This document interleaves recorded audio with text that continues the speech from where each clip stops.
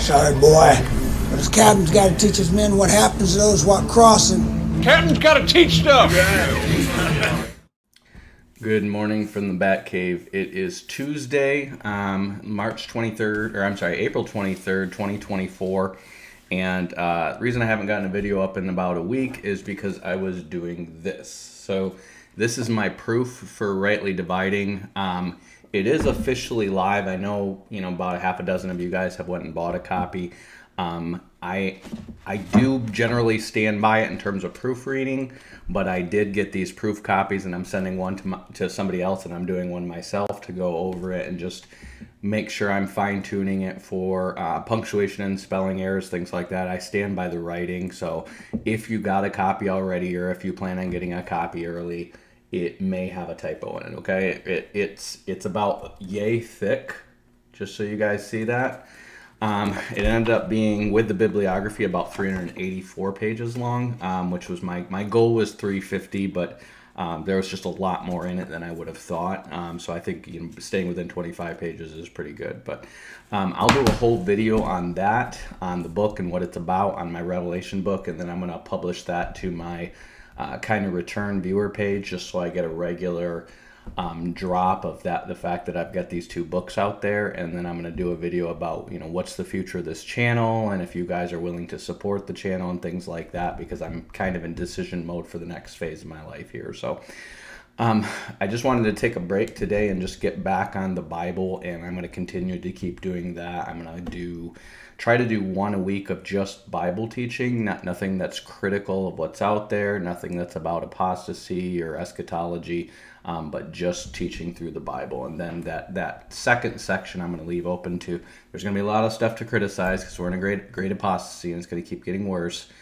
And then probably once a month of an update on eschatology and stuff like that. So that's where I'm at right now. Like I said, I'm going to do a whole video on that, so I just want to get right into Deuteronomy and just kind of keep going with this Bible series. And hope you guys can join me here and learn more about just the straight up Bible and what its original intention was. Okay, so we're on Deuteronomy chapter 1. It says, "These be the words of Moses he spoke to all Israel on this side of the Jordan in the wilderness, in the plain over against the Red Sea, between Paran, Tophel, Laban, Hazeroth, and Dizab." Okay, so if you remember last time we were in Numbers, and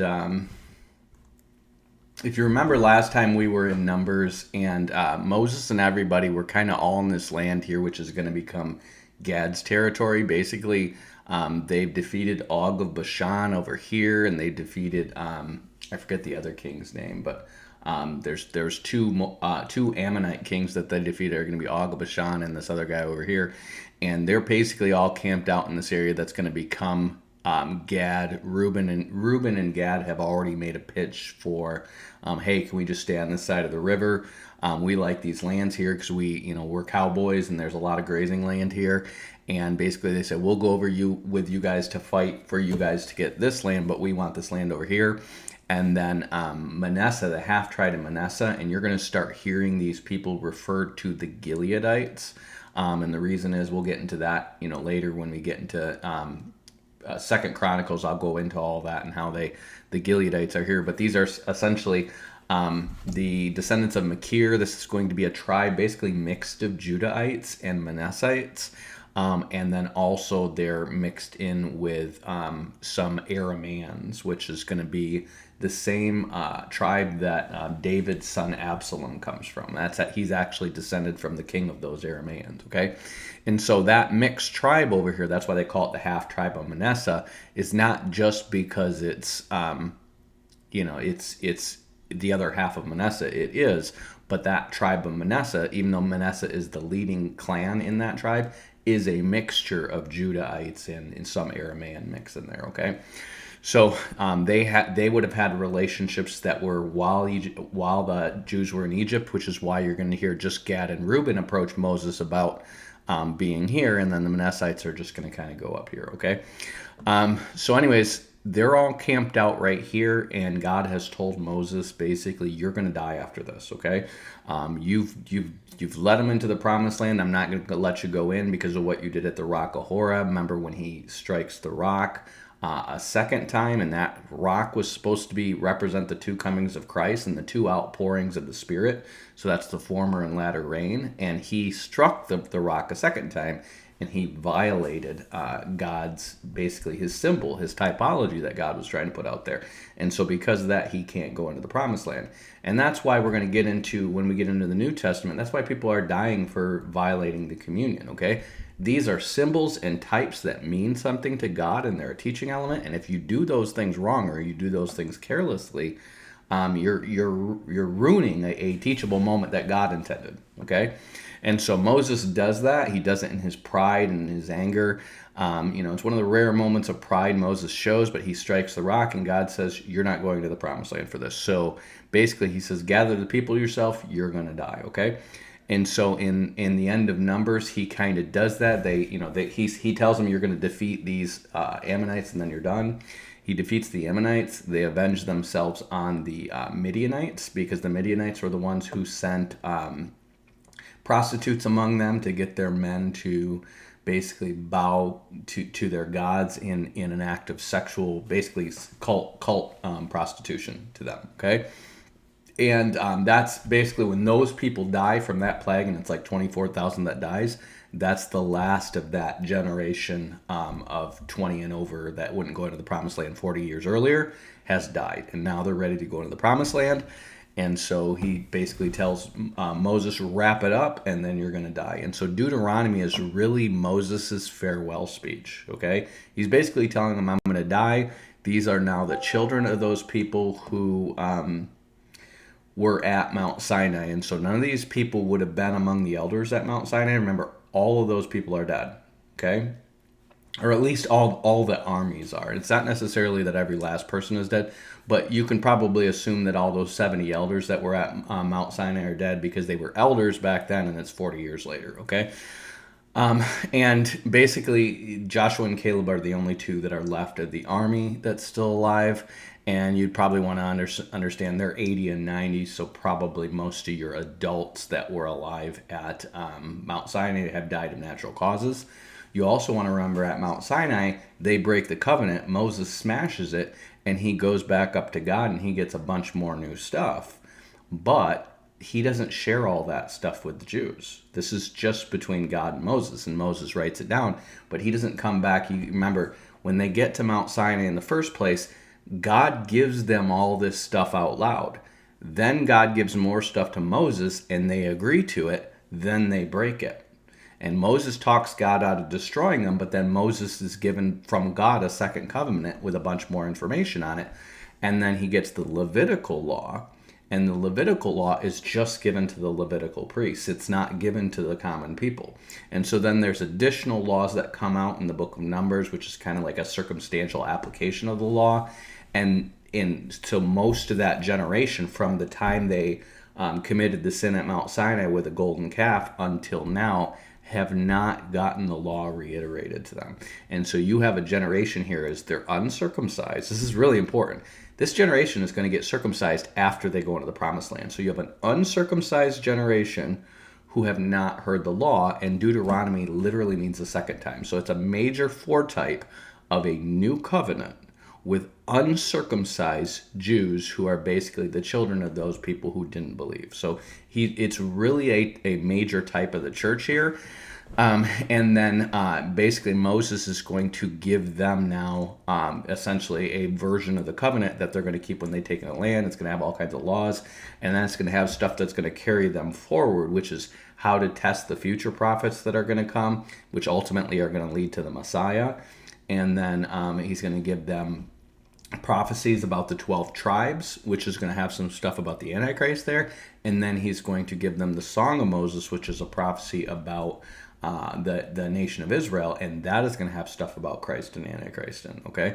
So it's going to have stuff about them getting a king. It's going to have stuff about them going into captivity. It's going to have stuff about them coming back from captivity and worshiping a false idol before Christ finally delivers them, okay? And all this stuff is in veiled language, because God is going to reveal this more and more progressively through these future prophets, and that's why Moses is giving them the rules for testing the prophets. That's going to be in chapters 13 and 18, okay?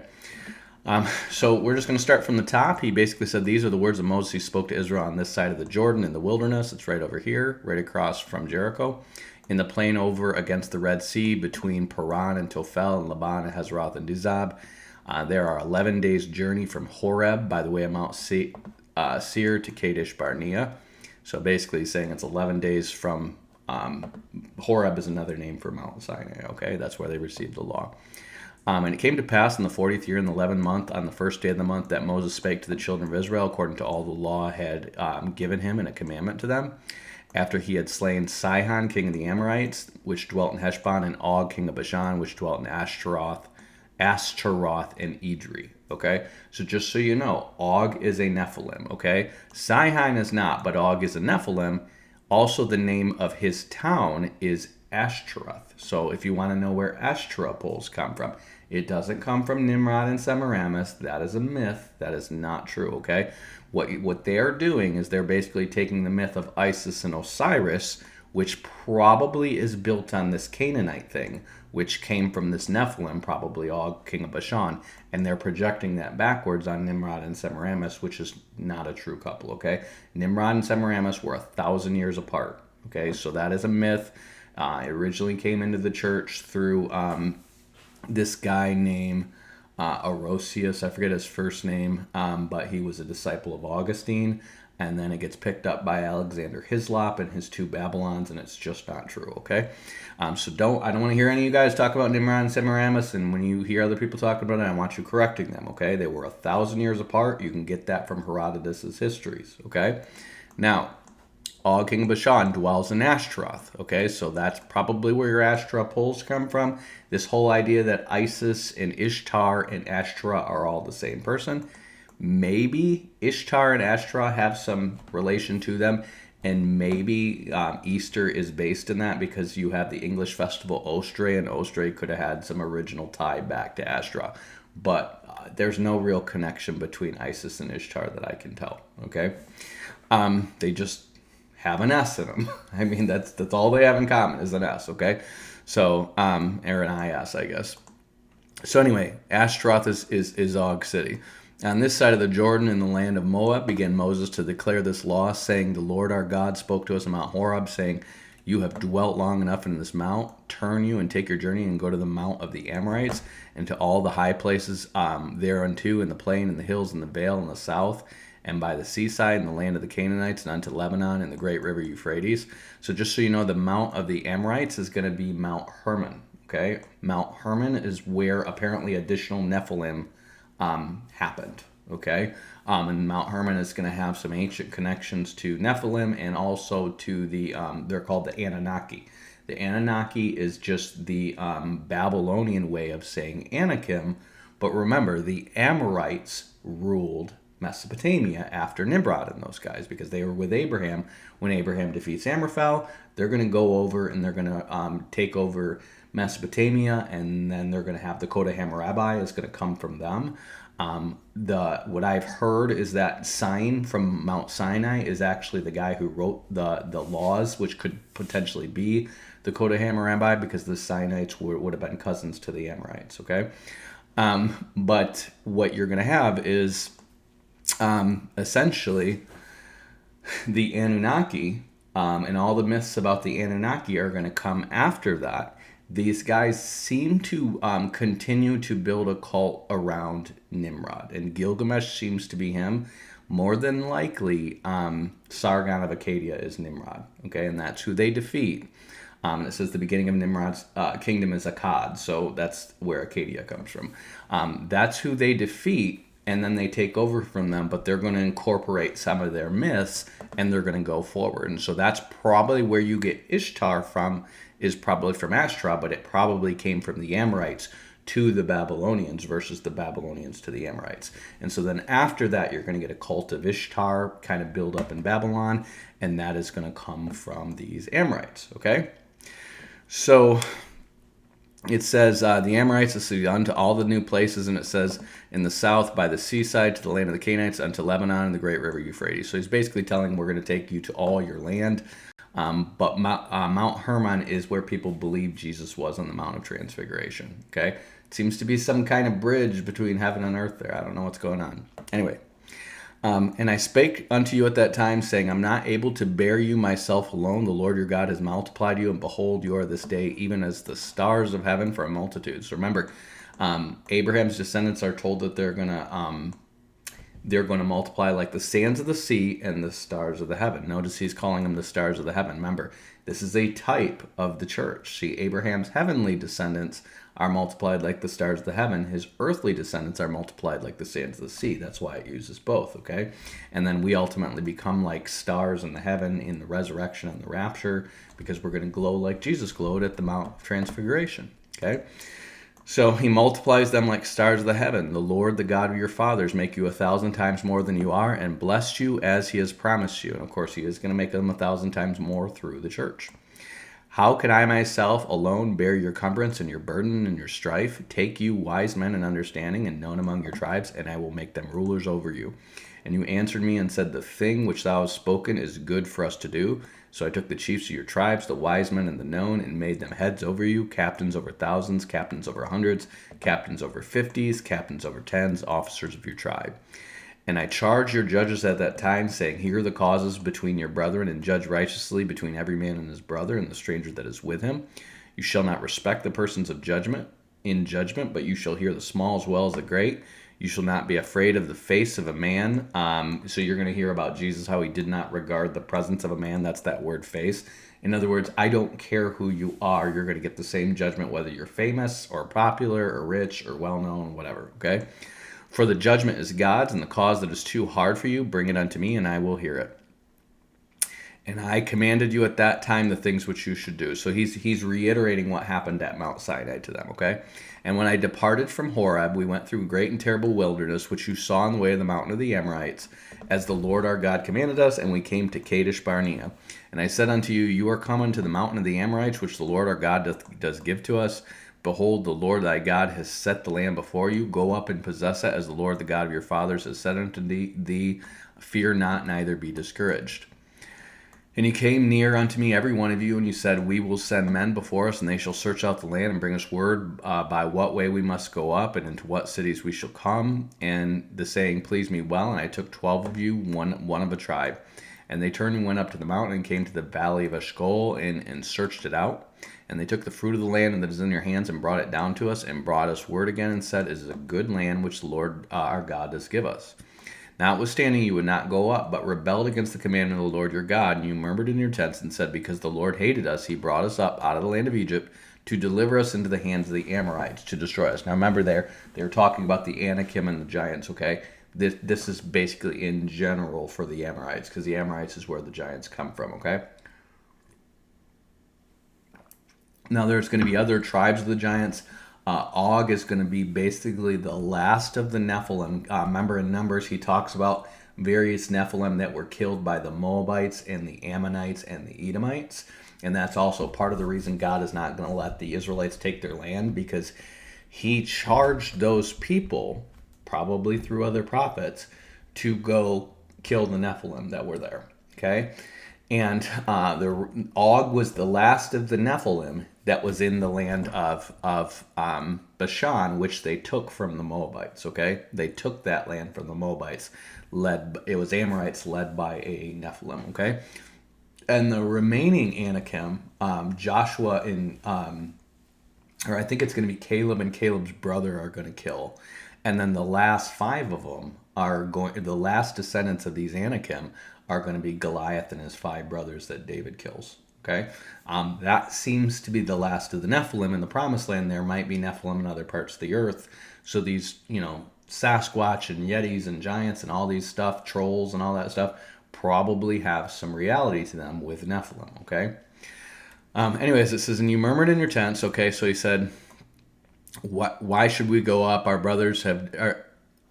Our brethren, or how shall we go up? Our brethren have discouraged our hearts, saying the people is greater and taller than we. The cities are great and walled up to heaven, and moreover we have seen the sons of the Anakims there. Those are Nephilim. Then I said, dread not, neither be afraid of them. The Lord your God goes before you, and he shall fight for you according to all that he did for you in Egypt before your eyes, and in the wilderness where you have seen how that the Lord your God bare thee, and man does bear his son, in all the way that you went until you came to this place. Yet in this thing you did not believe the Lord your God, who went in the way before you to search out a place to pitch your tents in fire by night, to show you which way you should go, and in clouds by day. So God's saying, hey, God's the one who's been leading you to the wilderness. He went and searched out these places and decided these were a safe place for you to camp and led you there. And he hasn't led you into danger yet, except when you guys ran into sin. So you should be trusting him to go on the promised land. He's going to go with you. He's going to fight for you, but they're not trusting God, even though they're seeing a pillar of fire and a pillar of cloud every day. They're seeing the Lord's presence every day since Mount Sinai for 40 years. They still don't trust him. Okay, or I'm sorry, that was actually immediately after Mount Sinai, but they're still seeing this pillar of cloud that's been leading them since they left Egypt. Okay, so they know they have a God with them. They've seen the God in Mount Sinai. They've seen all the miracles he's done. And they still don't trust him, even though they're face to face with him. These are the ancestors of the people who are going to look at God face to face and reject him. Okay. So the Lord heard the voice of your words and was wroth and sware, saying, surely there shall not one of these men of this evil generation see that good land which I swear to give to your fathers. Except for Caleb the son of Jephunneh, he shall see it, and to him I will give the land he has trodden upon, and his children, because he has wholly followed the Lord. Also the Lord was angry with me for your sake, saying, thou shalt not go up thither, but Joshua the son of Nun, which stands before you, shall go up there and encourage him, for he shall cause Israel to inherit it. Moreover, your little ones, which you said shall be prey, your children, which in that day had no knowledge between good and evil, they shall go up there, and unto them will give it, and he will possess it. So notice he says they have no knowledge between good and evil, okay? Now remember how old these children were, okay? You couldn't join the army until you were 20. So what he is saying, he's declaring here, this is where the age of accountability comes from. These are teenagers, okay? And you wouldn't really be considered an adult until you're 20. Men usually didn't have what it took to get married by then financially. Usually it'd probably be honestly 30 or higher before they had what they had needed to get married, unless they were rich. Okay. And so people in that age range, remember back in Isaac's day, he breastfed until he was 5 years old. Okay. People took longer to mature. They generally lived longer. This is the first generation where their ages dropped to an average of 70 to 80. Okay. Before that, people were still living to be 120 years old pretty regularly. Okay. Now, when people live to be older, they're also going to take longer to mature. And so you're going to have this kind of age of accountability where these people who are up to 20 years old would be more similar to what we consider maybe like a junior high school kid. Okay. And so they're not going to serve in the army, even though we can serve in the army at age 18 here. Remember, when people's ages get shorter, you're going to find people all of a sudden start to have farms at, a 16-year-old marrying a 14-year-old, and they're going to go start a farm because people are dying at age 40. So they got to get started. Okay. But he's saying they have no knowledge between good and evil. So I want you guys to see what he's saying here. Because the whole idea of original sin is basically saying, well, we all inherited the knowledge of good and evil when Adam and Eve bit from the fruit. It's not what it says here. It says they have no knowledge of good and evil. Okay? So there is an age of accountability. There is an age when people are not accounted as having the knowledge of good and evil until they know that they're breaking God's law. And that's why he's going to talk about how death reigned because of Adam in Romans. But God didn't account sin because where there's no law, sin is not accounted. So in other words, God is overlooking all their sin because he intends to pay for that sin through Christ. Now, when people get to a point where they understand the law, it's written on their heart, that's when it boils down to treating people the way you know you wouldn't want to be treated. You've reached a level of maturity and you understand, I wouldn't like having that done to me, and yet I'm doing it to other people. Okay? Now you're accountable, and that's when the shame of sin starts to take hold, and that's why there's an age where you start to realize you're naked, okay? Now, he's saying these people up to 20 had no knowledge of good and evil. In other words, there's an age of accountability there, and it's not saying 20 is that age, but what he's demonstrating is that from a prophet, from God, there is an age of accountability, okay? So he's holding the parents accountable, not the children. So it says, those ones who you said would be prey, They're going to go up there, and I'm going to give them the land, and they're going to possess it. Okay? But as for you, turn you and take your journey into the wilderness by the way of the Red Sea. Then you answered and said unto me, We have sinned against the Lord, and we will go up and fight, according to all that the Lord our God has commanded us. And when he had girded us every man his weapons of war, we were ready to go up into the hill. And the Lord said to me, Say unto them, Go not up, nor fight, for I am not among you, lest you be smitten before your enemies. So I spake unto you, but you would not hear. But you rebelled against the command of the Lord and went up presumptuously to the hills. In other words, you said, we can take it by ourselves without God. Okay? It's similar to the Jews saying that they can basically overthrow the Romans and bring in the kingdom by themselves. It's similar to what the Christian nationalists are doing right now. God has not told you to do that, so no, you won't be successful. You're going to die, okay? And the Amorites which dwelt in the mountain came out against you and chased you as bees do and destroyed you on Seir, even to Mount Hormah. And you returned and wept before the Lord, and the Lord would not hearken your voice, nor give ear to you. So you abode in Kadesh many days, according to the days that you abode there. Then we turned and took our journey into the wilderness by the way of the Red Sea, as the Lord spoke unto me, and we compassed Mount Seir many days. And the Lord spoke to me, saying, You have compassed this mountain long enough, turn you northward. So in other words, basically God is just kind of having them circle the land of Edom. That's basically what their wilderness wanderings are. They're just going back and forth. They're not going up into the promised land. They're just basically going between the Negev and kind of this area around Moab. So if you see, Mount Seir would be right here. This is the Red Sea. Remember, he says, by the way of the Red Sea, and they're just kind of wandering around here, okay, for 40 years. So he says,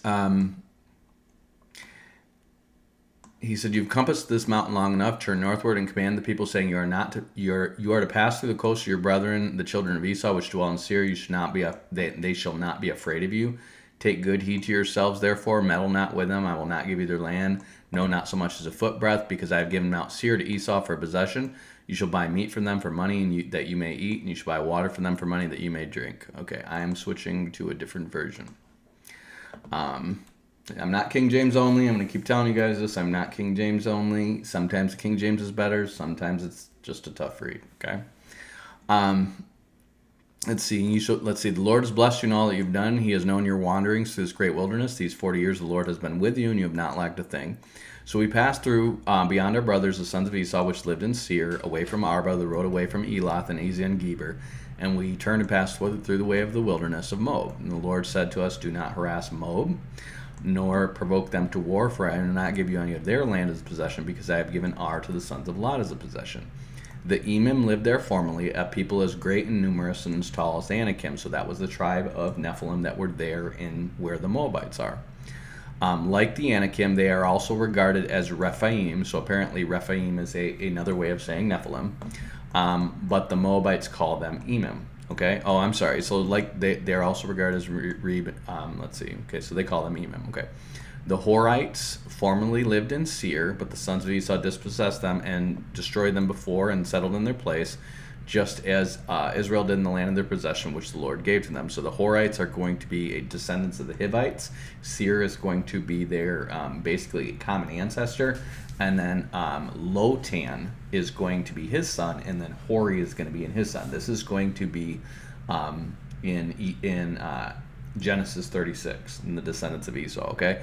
And then Lotan is going to have a sister that is going to basically be a concubine for Eliphaz the Temanite, Esau's oldest son, and that bastard son becomes the Amalekites, okay? The rest of the Horites, they're basically just going to get bred out, essentially, because they were decimated by the armies of Amraphel before Abraham defeated them, and then they're married in with the Edomites, and the Edomites are just going to keep getting stronger and stronger and basically breed them out, okay? So it says they dispossessed them and destroyed them before and settled in their place, just as Israel did in the land of their possession. There probably was some violence. The Edomites probably eventually took over from them, but essentially that's what happens. They get weaker and weaker, and then the stronger tribe takes over. So it says, Now arise and cross over the brook Zered for yourselves. So we crossed over the brook Zered. Now the time it took us for us to come to Kadesh Barnea until we crossed over the brook Zered was 38 years, until the generations of men of war were perished from within the camp, as the Lord had sworn to them. Moreover, the hand of the Lord was against them to destroy them from within the camp until they all perished.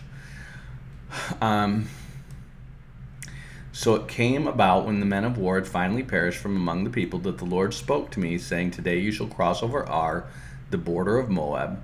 When you come opposite the sons of Ammon, do not harass or provoke them, for I will not give you any of the land of the sons of Ammon for a possession, because I have given it to the sons of Lot as a possession. So the Ammonites are going to be right here. They're going to be on the eastern side of Moab. You're going to have them here. Remember, the Moabites had this whole place in the Jordan River, and the Ammonites would have been inland from them.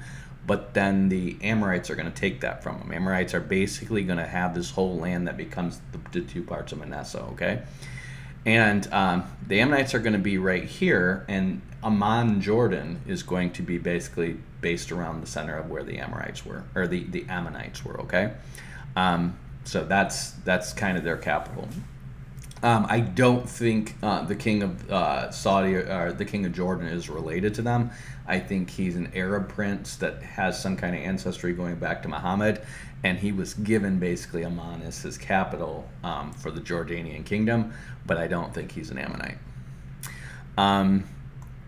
So then it says, So it came about the men of war finally perished from among the people that the Lord said, Today cross over the border of Moab. When you come to the opposite of the sons of Ammon, do not provoke them, and I will not give you the land of the sons of Ammon as a possession, because I have given it to the sons of Lot as a possession. So it is also regarded as the land of Rephaim, for the Rephaim formerly lived in it, but the Ammonites called them Zamzummim. Okay, so the Rephaim again is a tribe of Nephilim. You have the Anakim and the Rephaim. Okay, and they have different names. So the Ammonites are going to call them Zamzummim, and they're going to call the other ones Emim. Okay. A people as great and numerous, as tall as the Anakim, but the Lord destroyed before them, and they dispossessed them and settled in their place. So anyone who tries to tell you that the Nephilim are, the descendants of Seth versus the descendants of Cain or whatever is just not true. They were Nephilim, they were half-breed angels, and you keep finding these giant people, okay? Just as he did for the sons of Esau who lived in Seir, who destroyed the Horites from before them, they dispossessed them and settled in their place even to this day. So the Ammonites are also going to have killed some Nephilim too. And the Avim, who lived in far as the villages of Gaza, the Caphtorim, who came from Caphtor, destroyed them and lived in their place, okay? So now you have the Philistines had apparently taken out some Nephilim, okay? So the Avim are a tribe of Nephilim, and that seems to be who perhaps Goliath might be descended from, okay? Now, the Caphtorim is just another way of saying the Philistines, okay? Remember, you're going to see in Genesis 10 where he talks about, this is actually not, I don't think, translated accurately, because in Genesis 10 he's going to say, when he's talking about the Amorite, the Girgashite, he's actually going to talk about the descendants of Mizraim, which is going to be the father of Egypt. Okay, Egypt is a name that comes later from the Greeks. Mizraim is the real name. And it's going to say the Pathruhim, and then it says the Chalsuhim, from which came the Philistines, and Caphtorim. I think this is meant to say the Chalsuhim, and from whom came the Philistines, the Caphtorim. Okay, because it's going to say at least 3 times after this that the Philistines come from Caphtor, and the Philistines are the Caphtorim. Okay, so I don't know why this is like this. My guess would be this is a later edit. It could be Moses, but what it looks like is that Moses is taking probably a genealogy that was common to the nations at that time, and because he knows the Philistines are going to play a major part in the story of the Hebrews, he probably adds that line in there, and you're probably going to have then later translation of the Hebrews, and this "and" probably was meant to go there. I don't know the original Hebrew or the Aramaic script enough to know that, but that's probably what happened. But again, I am not a biblical inerrancy guy to the point that I think, there's 3 other places that said the Philistines are the Caphtorim, and so I'm going to say the Philistines are the Chalsuhim. We have prophets who say, God says, did I not bring the Philistines from Caphtor? And I think Caphtor is Crete, the island of Crete, okay? The Caphtorim are also going to be the southern Egyptians from where the pharaohs come from, but they're going to colonize Crete and Cyprus, and Cyprus is related to Caphtor, and Crete is going to have a name that I think comes from the Greeks, okay? Because it's going to be Greeks there that they dominate until they're overthrown, and I believe Samson is actually Hercules and helps with that overthrow. So that's research I'm still doing, but I just want you guys to know that, okay? Now, so now he says, Arise, set out, and pass through the valley of Arnon. Look, I have given Sihon, the king of Amorite, king of Heshbon, of his land into your hand. Begin to take a possession and contend with him in battle. This day I will begin to put the dread and fear of you upon the people everywhere under your heavens, who, when they hear the report of you, will tremble and be in anguish because of you. So I sent messengers from the wilderness of Kedemoth and Sihon, the king of Heshbon, with words of peace, saying, Let me pass through your land, and I will only travel on the highway. I will neither turn aside to the right or to the left. You will sell me food for money, so I may eat. Give me water for money, that I may drink. Only let me pass through on foot. Just as the sons of Esau who live in Seir and the Moabites who live in Ar did for me, until I cross over the Jordan into the land where the Lord our God has given us. But Sihon, king of Heshbon, was not willing to let us pass through the land, for the Lord your God hardened his spirit and made his heart obstinate in order to deliver him into your hand as he is today. Now, this is also an object lesson. When Abraham was allies with the Amorites back in the day, God told him he would not give the Amorites he would not give the Amorites land to Abraham yet, because their sin was not yet full. Now that their sin is full, he is hardening their heart to make them obstinate so that they destroy themselves. This is consistent with what God does. It's what he does with Pharaoh. It's what he does with him. It's what he does with Ahab. And it's what he does with Jews after they reject Christ, okay? So I want you guys need to hear this when you're dealing with your Romans 9 Calvinists, okay? They're going to try to convince you that God just arbitrarily chooses to harden people, and that's not what God is saying, okay? He's saying he'll have mercy on who he has mercy, and he'll harden whom he hardens, okay? But he is not saying he's doing it arbitrarily. See, now the Amorite sin has become full. What have they been doing since they became allies with Abraham? Well, they went and took over Mesopotamia, and then they started breeding Nephilim. So they're getting into the worst of the worst demonic stuff since then, okay? And they're the fountainhead of all the Nephilim who've been in Canaan since then, okay?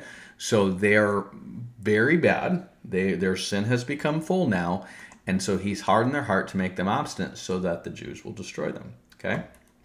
And the Lord said to me, See, I have begun to deliver Sihon and his land over to you. Begin to occupy that you may possess his land. Then Sihon and all his people came out to meet us in the battle of Jahaz, and the Lord our God delivered him over to us, and we defeated him with his sons and all his people.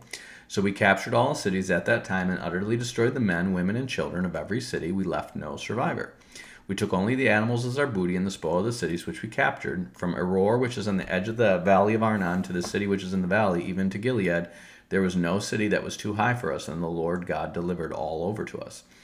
Only you did not go near to the land of the sons of Ammon, all along the river Jabbok, and the cities of the hill country, wherever the Lord our God commanded us. So you can't see it in this map, but here's Moab right here, and this is called the river Jabbok. That is actually going to flow into the Dead Sea. And that's the border with them and the Moabites. And in the book of Judges, they're actually going to contend over this land. Or I'm sorry, it's actually going to be in the book of Kings, I think, later on, that the Moabites are going to try to fight them and get this land back that used to be theirs before the Amorites took it, and they're going to get their butts kicked. Okay? Then we turned and went up to the road to Bashan, and Og, king of Bashan, with all his people came out to meet us in the battle of Edrei. But the Lord said unto me, Do not fear him, for I have delivered him and all his people in the land into your land, and you shall do to him just as you did to Sihon, king of Amorites, who lived in Heshbon. So the Lord our God delivered Og, the king of Bashan, and all his people into our hand, and we smote them until no survivor was left. We captured all the cities at that time, and there was not a city which we did not take from them, 60 cities, all the region of Argob, the kingdom of Og of Bashan. And these cities were fortified with high walls, gates, and bars, besides many unwalled towns. We utterly destroyed them as we did Sihon, king of Heshbon, utterly destroying the men, women, and children of every city. But the animals and the spoil of the cities we took as our booty. Thus we took the land at that time from the hand of the two kings of the Amorites, who were beyond the Jordan in the valley of Arnon to Mount Hermon. Sidonians call Hermon Syrian, and the Amorites call it Senir. Okay, so Mount Hermon, this is why these guys all have a name for it, and I'm sure there's a deeper study there. And this is apparently mentioned in Psalms. He makes Lebanon skip like a calf and Syrian like a young wild ox. Now, there is I think this comes from Ken Johnson, and this is going to be in the Dead Sea Scrolls, that I think it's a descendant of Canaan who actually goes and basically finds the occult stuff from before the flood. Okay, there's another story in the book of not the book of Jasher, but the book of Jubilees, that talks about a Canaan who is a descendant of Arphaxad, who finds the old occult stuff from before the flood. Okay, and supposedly that's the guy who starts the Babylonian mysteries. Okay, and that descendant, Canaan, is in Luke's genealogy of Christ, but he's not in Matthew's. Okay, so there's a couple of different stories floating around. Is this a Canaanite, or is this a Canaan who was a descendant of Arphaxad, who was kicked out of the genealogy? I don't know. My guess would be it's a Canaanite. That would be my guess. Remember, the Canaanites are cursed by God, so God seems to foreknow that they're going to get really bad. Okay, it's because of the Nephilim and because of the violence that that people are going to get to the point where he needs to flood the earth. Okay, and it seems to be the Canaanites. The Amorites are a Canaanite tribe who go and start doing that again. Okay, and it seems to be that God is not just using the Israelites to clean out Canaan and the Nephilim among them. He's using the Philistines, the Moabites, and the Ammonites as well. Okay, so it does seem like the Canaanites seem to be a fountainhead, and they were going to bring back the Nephilim, and they really got into the dark occult stuff that led to the Nephilim before the flood. Okay, I don't know how they do this. They get to the point where they're breeding women with angels, it seems like. I'm sure there's going to be some mysterious book that pops up that tells us all this, but there's different records, and so we don't know what agrees. It's probably based on oral tradition, and who knows who's right. Okay. So anyway, it says all the cities of the plateau and all Gilead. Remember the Gileadites. This is the descendant of Machir. Actually, let's look at Gilead. So you see in Genesis 31:21, he says, so he fled with all he had and rose up and passed over the river and set his face towards Mount Gilead. Okay, this is another proof of editing later on. Okay, Gilead does not become named Gilead because this is Genesis 31, and this is probably Abraham. Oh no, this is Laban and Jacob here. Okay, Gilead does not become named Gilead until the Gileadites are born, and if you go into, let's see, First Chronicles chapter 2, this is talking about Caleb, the son of Hezron. So this is not the Caleb of Joshua and Caleb, the son of Hezron. So he would have been, Hezron would have been one of the elder sons of the Judahites, okay? He says he had sons by Azubah, his wife, and Jerioth, and these were his sons, Jesher, Shobab, and Ardam. And Azubah died, and Caleb married Ephrath, who bore him Hur, okay? And Hur became the father of Uri, and Uri became the father of Bezazel, okay? So Bethlehem Ephrathah, this is where Ephrath comes from, okay? And it says, afterwards Hezrah went into the daughter of Machir, the father of Gilead, whom he married, and she was when he was 60 years old and bore him Segub, okay? So what you have is you have this Caleb, the son of Hezron, is basically where Bethlehem of Ephrathah comes from, okay? And Hezron, his father, is going to marry this Machir in his old age. Now, Machir is going to be, it says, the daughters of Zelophehad, the son of Hapher, the son of Gilead, the son of Machir, the son of Manasseh, okay? So this is where you get this tribe that is half Judahite, half Manassite, okay? And that's why they're called the half tribe of Manasseh, okay? So this is in Numbers 27. This is in 2 Chronicles 2. This is where you get all the pieces together. And then Machir and Hezron. So remember, you're going to have Judahite and Manassite, father Gilead. And that's where Mount Gilead is named, okay? And that's where the Gileadites come from. So just think of the Gileadites as another name for the half-tribe of Manasseh, okay?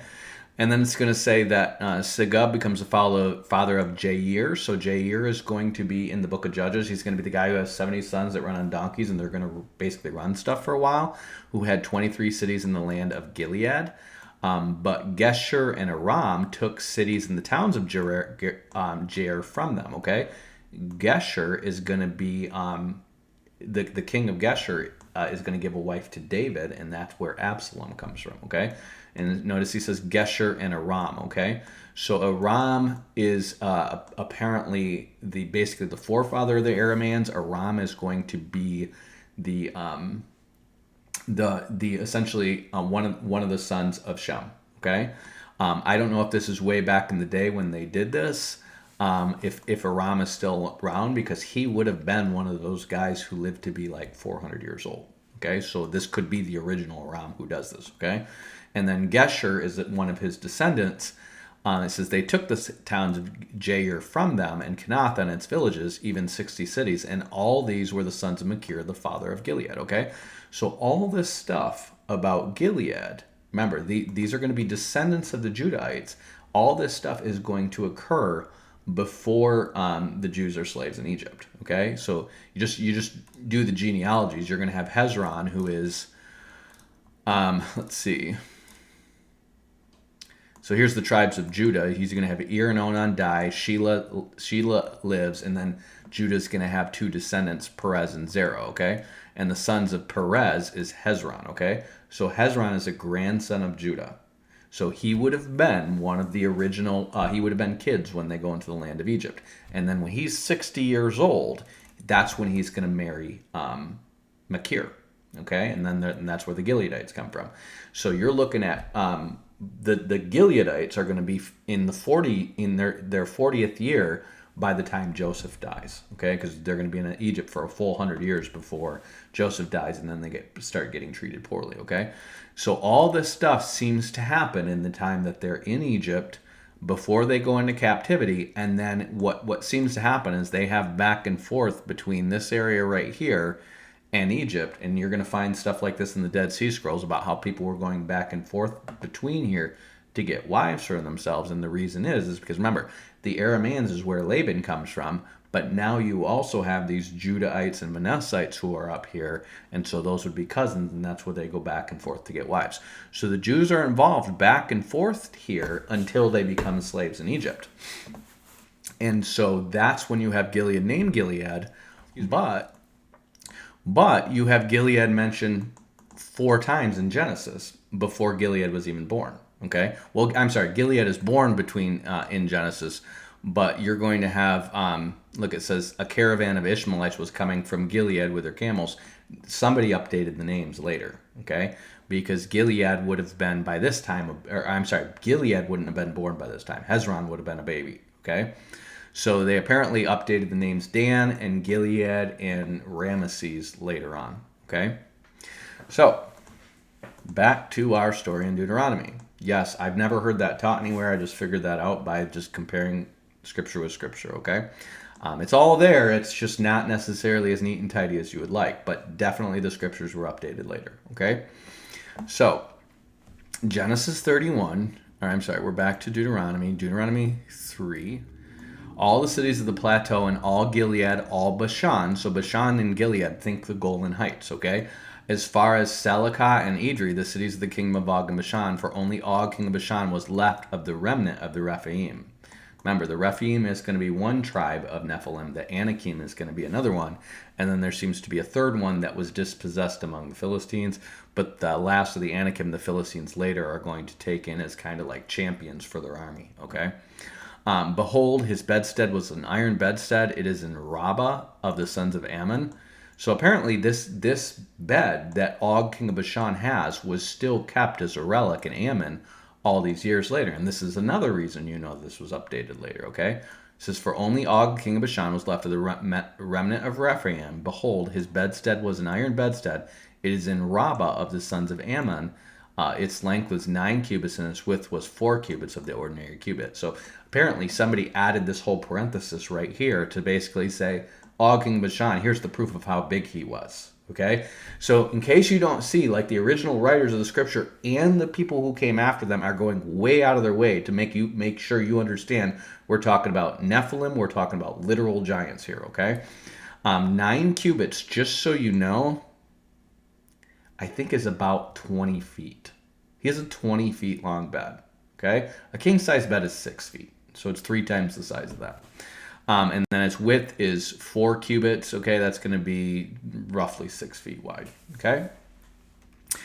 So we took possession of the land that from that time from Aroer, which is by the valley of Arnon, and the half of the hill country of Gilead and its cities I gave to the Reubenites and to the Gadites. So the hill country of Gilead. So that's going to be down here. And the rest of Gilead and all Bashan, kingdom of Og, I gave to the half tribe of Manasseh and the region of Argob concerning Bashan. It is called the land of Rephaim, okay? And here's why. The Gadites and the Reubenites asked him for it. The half tribe of Manasseh, it was theirs originally before they were all enslaved in Egypt, okay? There probably is still remnants of their cousins and relations there, but they were probably under the dominion of the Ammonites, so they would have been kind of a minority people group at that time. So Jair, the son of Manasseh, took all the cities of the region of Argob. So this is Jair. Remember, he's gonna become prominent in the book of Judges, okay? And Argob as far as the region of the Geshurites and the Maccathites, and called it, that is Bashan, after his own name, Havoth Jair. So Bashan, remember they're going to talk about the bulls of Bashan all the time. Okay, this is, the bulls of Bashan seems to be talking about demonic entities that inhabit this region of Bashan, because there's probably a lot of demonic stuff going on there, because that's where Mount Hermon was, and that's where the Nephilim came back, okay? But anyways, they're going to rename it Havoth Jair as it is to this day. And so this would be a parenthesis. When you see this stuff like as it is to this day, that means it was updated later, okay? Moses is not going to be saying as it is to this day, okay? To Machir, I gave Gilead, okay? Now, Machir is definitely dead by this time. So what he's talking about is the descendants of Machir, okay? To Machir, I gave Gilead. To the Reubenites and the Gadites, I gave, well, let's double check here. Yeah, the sons of Machir, the sons of Manasseh went to Gilead and took it. So this is the sons of Machir, okay? To the Reubenites and to the Gadites, I gave from Gilead as far as the valley of Arnon, in the middle of the valley of the border, as far as the river Jabbok, the border of the sons of Ammon. The Arabah also, with the Jordan as a border from Chinneroth, even as far as the sea of the Arabah, the Salt Sea. So this is the Dead Sea, used to be called the Sea of Arabah. At the foot, oh, I'm sorry. No, he's saying from the Sea of Arabah. The Sea of Arabah is a name for the Sea of Galilee. And then to the Salt Sea, that's the Dead Sea, okay? So he's giving Gad from the Sea of Galilee to the Dead Sea, okay? Reuben is going to get the border of the Dead Sea and a little bit right there, but basically Gad is going to get that whole region, okay? Then I commanded you at that time, saying, the Lord your God has given you this land to possess it. All your valiant men shall cross over armed before your brothers, the sons of Israel. But your wives and your little ones and your livestock, I know that you have much livestock, shall remain in your cities which I have given you, until the Lord gives rest to your fellow countrymen as to you, and they possess the land which the Lord your God gave them, will give them beyond the Jordan. Then you may return every man to his possession which I have given you. I commanded Joshua at that time, saying, your eyes have seen all that the Lord your God has done to these two kings, and the Lord shall do to all the kingdoms into which you are about to cross. Do not fear them, for the Lord your God is the one fighting with you. I also pleaded with the Lord at that time, saying, O Lord, you have begun to show your servant your greatness and your strong hand, for what God is there in the heavens and the earth? Who can do such mighty works as yours? Let me, I pray, cross over and see the fair land that is beyond the Jordan, that is a good hill country, and Lebanon.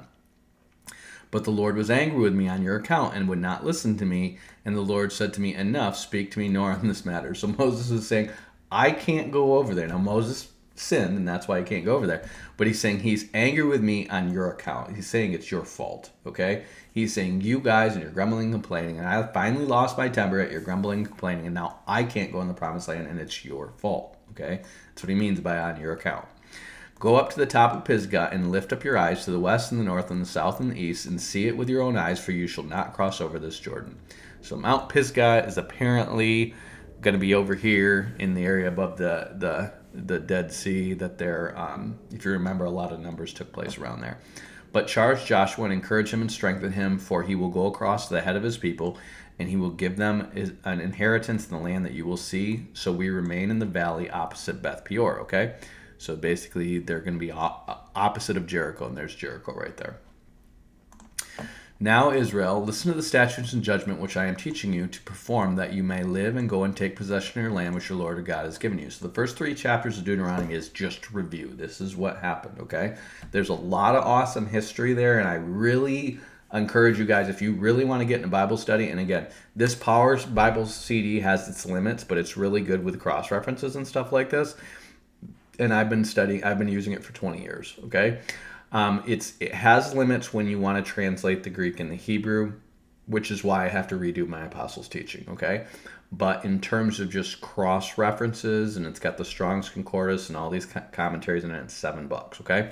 I would encourage you guys to really get into the genealogies of Genesis 10, Genesis 36, Chronicles, Numbers, and Deuteronomy, and it's really going to paint a picture of the Middle East for you, okay? If you have some general knowledge of Middle Eastern history, it's going to help, but most of this stuff is right in the Bible. They have a very good archaeological historical record in it, okay?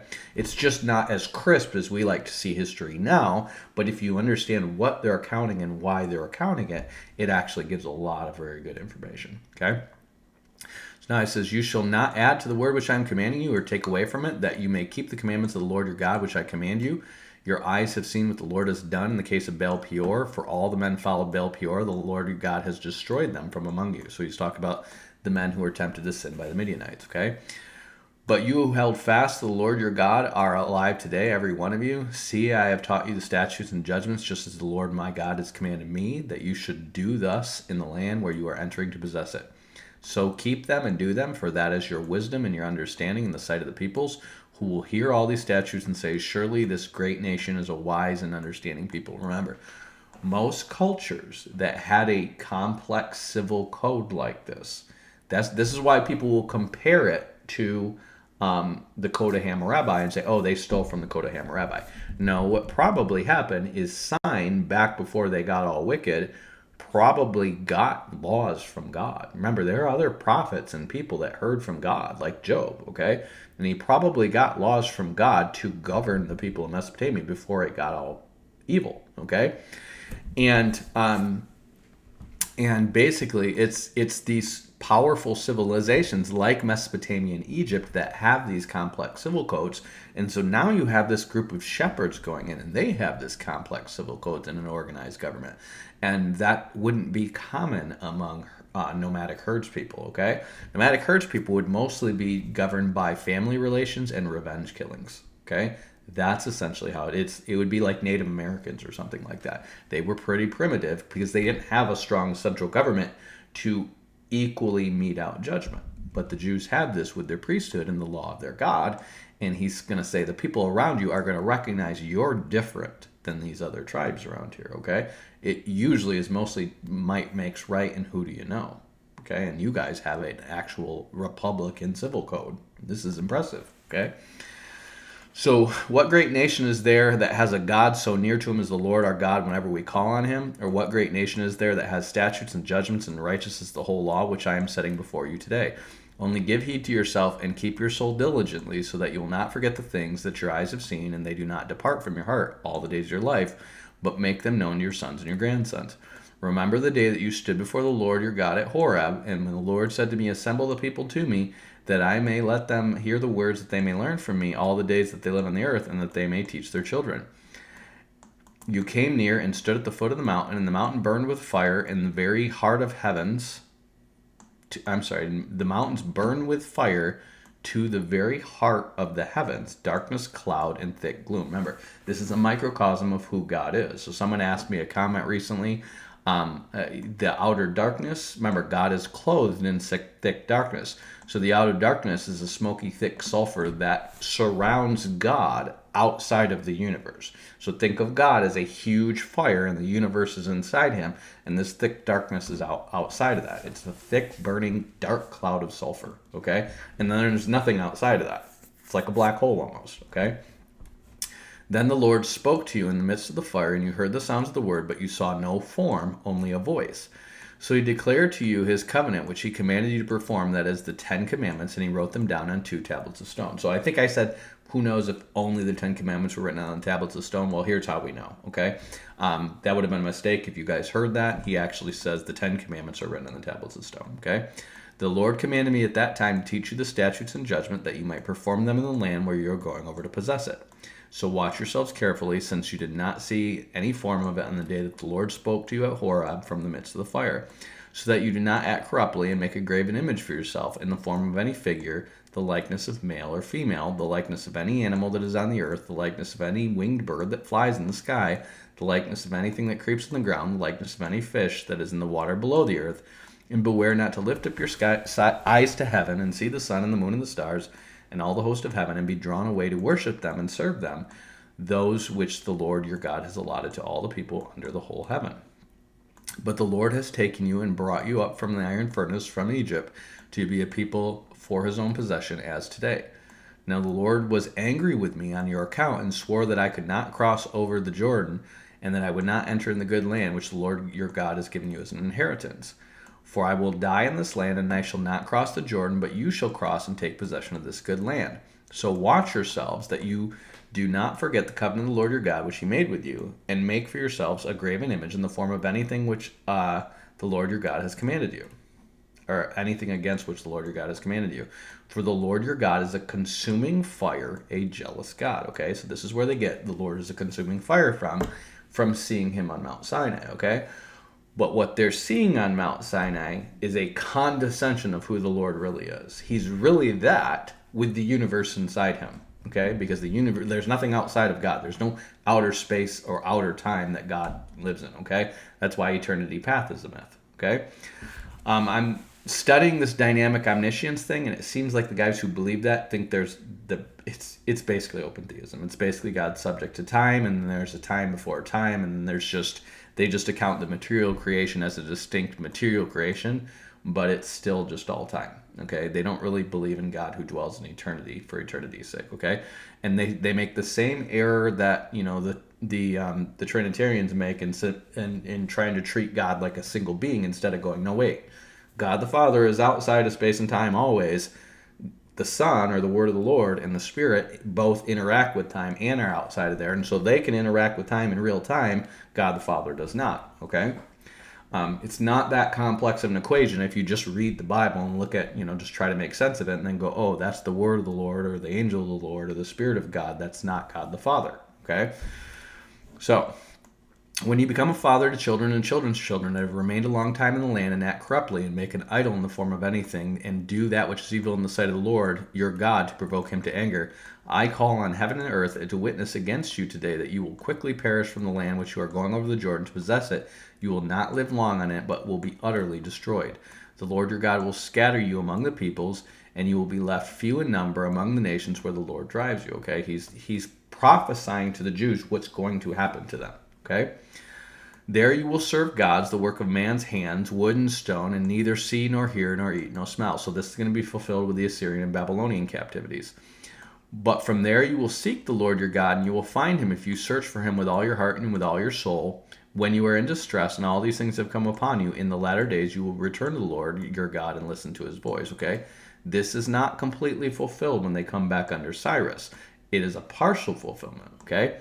And he says, for the Lord your God is compassionate God, and he will not fail to destroy you, nor forget the covenant, or he will not fail you, nor destroy you, nor forget the covenant with your fathers, which he swore them. So this is going to be partially fulfilled with Ezra and Daniel and, those guys and their repentance, and then the Jews going back, but it's not the full fulfillment, okay?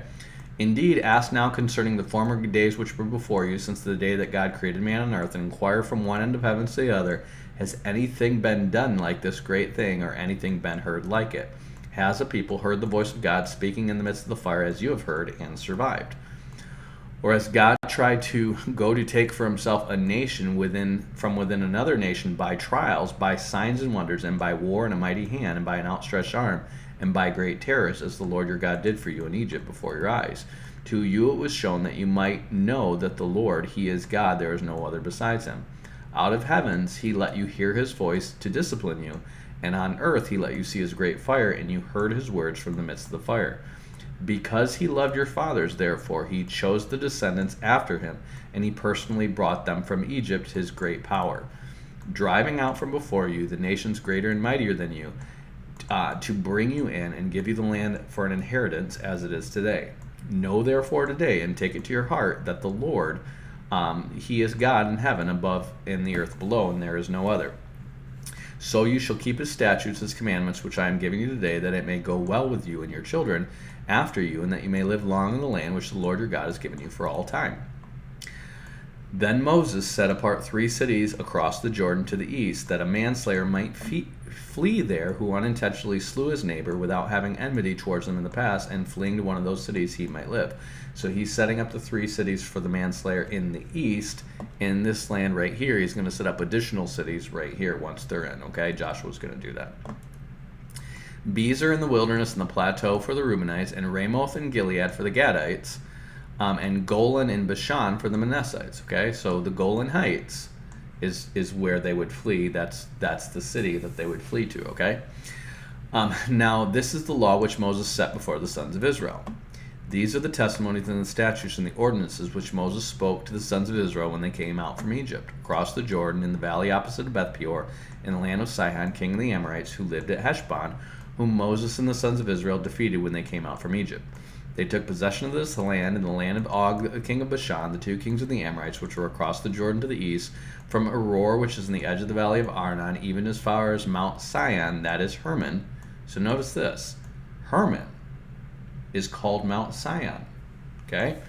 Why? I thought Jerusalem is Mount Zion. Okay? There's a Mount Sion and a Mount Zion. It says, it is like the dew of Hermon, this is Psalm 133, coming down in the mountains of Zion, for the Lord commanded the blessing, life forever, okay? So, apparently, it says the Sidonians call Hermon Syrian, and the Amorites call it Sinir, and that's where they get Sion from, okay? So, remember, Hermon is the mountain that seems to connect heaven and earth to the Amorites. And it is called Mount Sion to them, but that connection, remember this Nephilim connection between heaven and earth that's on Mount Sinai, is going to be transferred to Jerusalem. Okay? So that's why that's why people think Jesus in the Mount of Transfiguration was on Mount Sinai. It doesn't say it, just as he went up to a high mountain. But it is, just so you know,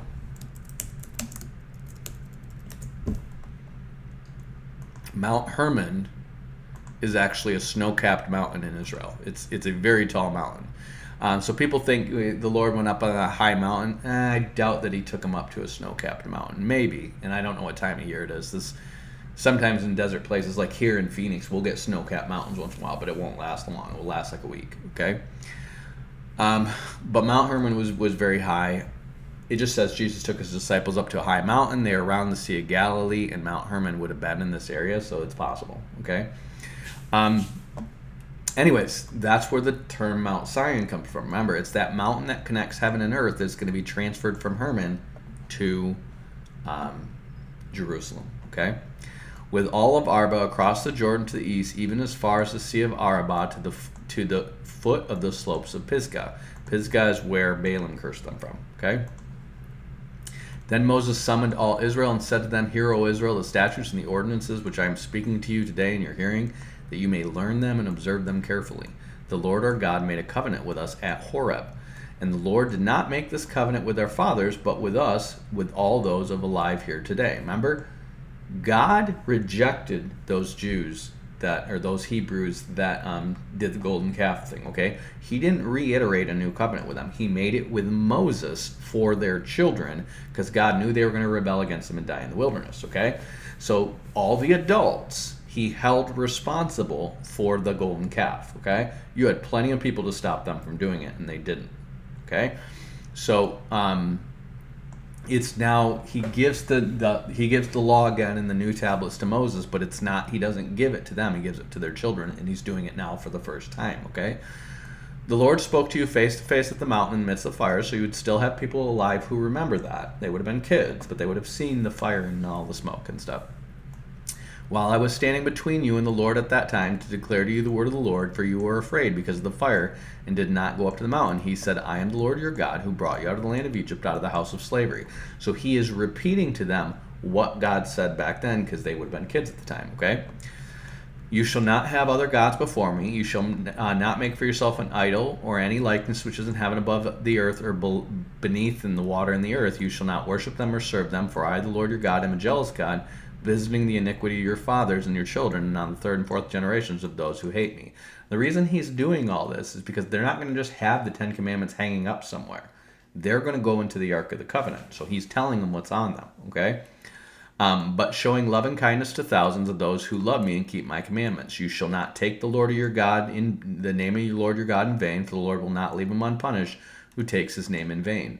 Observe the Sabbath day to keep it holy as the Lord your God has commanded you. Now, so just so you know, the Catholics, for those of you guys who think the Catholics are legitimate Christians, I want you to hear this.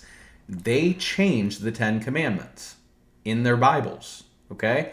They have altered the Word of God because they worship idols. This has gone through their church councils. In 787 is when they basically confirm it with the Eastern Orthodox and the Roman Catholics alike that venerating icons, which is just a synonym for worshiping idols, is okay as long as they're of saints and Jesus and Mary and stuff like that. So they officially endorse idol worship, and then they change their Bibles to take this idol thing out. And they're taking it out as a distinct commandment. What they're doing is basically to say those other gods, you can't make idols of them, okay?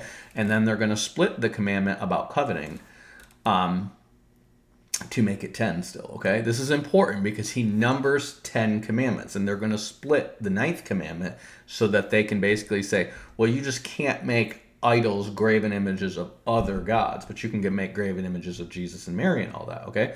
He just told them, don't make it in the image of any man or any woman, okay? They know they're idol worshiping here. So just so you know, officially, the Catholic and Orthodox, and to an extent the Lutherans and the Anglicans, are all idol worshipers, okay? So he says, I, the Lord your God, brought you out of the land of Egypt to the house of slavery. You shall have no other gods before me. You shall not make yourself an idol, the likeness of what is on heaven or earth and beneath in the water and the earth. And he specifies any man or any woman, okay? Specifically, he talks about animals too, and they put the lamb and the dove and all the different stuff there, and they venerate it, okay? You shall not worship them or serve them, for I, the Lord your God, am a jealous God, visiting the iniquity of the fathers on the children and on the third and fourth generation of those who hate me. And just so you know, when they started doing this, the Muslims started kicking their butt everywhere, up until you get to Charles Martel. Okay, Charles Martel is going to stop them in France, and then Charlemagne's going to become their descendant in 800. But it's really when they start getting into the icon stuff that the Muslims come up and start smashing idols and kicking their butt everywhere. Okay. But showing love and kindness to the thousands, to those who love me and keep my commandments. You shall not take the name of your Lord your God in vain, for the Lord will not leave him unpunished who takes him in vain, okay? Taking his name in vain can mean using it as a curse word. But what it really means is claiming that he's your God and not obeying him, okay? What they do, they take the name of the Lord your God in vain too. Observe the Sabbath day to keep it holy as the Lord your God has commanded you. And remember, we're not under this covenant, but I just wanted to show you they think they are. They think they are, and then they change it. Okay? So then they think they're under this, and so they're going to change the Sabbath to Sunday. Okay? Now it's Calvin who does this, John Calvin. It's the Roman Catholics don't really officially do it. They do have Sunday as the day of worship. That's different than a day of rest. Okay? 6 days you will labor and do all your work, but the seventh day is the Sabbath in the Lord your God. In it you shall do no work, not do any work, you or your son or your daughter, or your male servant or your female servant, or your ox or your donkey, or any of your cattle, or your sojourner who stays with you, so that your male servant and your female servant may rest as well with you. You shall remember that you were a slave in the land of Egypt, and the Lord your God brought you out by a mighty hand and an outstretched arm. Therefore the Lord your God has commanded you to observe the Sabbath day. Okay, again, the Israelites were descendants of slaves in Egypt. We were not. Okay, this is the reason for the commandment. Honor your father and your mother as the Lord your God has commanded you, that your days may be prolonged and that it may go well with you in the land which the Lord your God gives you. You shall not murder, you shall not commit adultery, you shall not steal, you shall not bear false witness against your neighbor. You shall not covet, and so this is what the Catholics are going to do. They're going to separate, you shall not covet your neighbor's wife, and then all the other things, okay? You shall not desire your neighbor's house, his field, his male servant, his female servant, his ox, his donkey, or anything that belongs to them, okay? No, you shall not covet is one command. Paul's going to specify that, okay? You shall not commit adultery is a separate command. So he's not going to have one command for just coveting his neighbor's wife and then all the other things. Any coveting is sin. Okay? These words the Lord spoke to you in the assembly at the mountain from the midst of the fire, of cloud and of thick gloom with a great voice, and he added no more. He wrote them on 2 tablets of stone and gave them to me. Okay, so this is very, very specific about which 10 commandments are on the stone. Okay, he says, when you heard the voice from the midst of the darkness while the mountain was burning with fire, you came near to me, and all the heads of your tribes and your elders. You said, behold, the Lord our God has shown us his glory and his greatness, and we have heard his voice from the midst of the fire. We have seen today that God speaks with man, yet he lives. Now then, why should we die? For this great fire will consume us. If we hear the voice of the Lord any longer, then we will die. For who is there of all flesh that has heard the voice of the living God speaking from the midst of the fire, and have lived as we have lived? Go near and hear all that the Lord our God says, and speak to us all that the Lord our God speaks to you, and we will write and do it. Now, why is Moses saying all this? Probably so he understands that I'm not just telling you what to do. You guys, your parents, said, go and get the word from the Lord. We don't want to hear him anymore. Okay? So he's making it clear that this is not me. This is God saying this. Okay? The Lord heard the voice of your words when you spoke to me, and the Lord said to me, I have heard the voice of the words of this people which they have spoken to you. They have done well in all that they have spoken.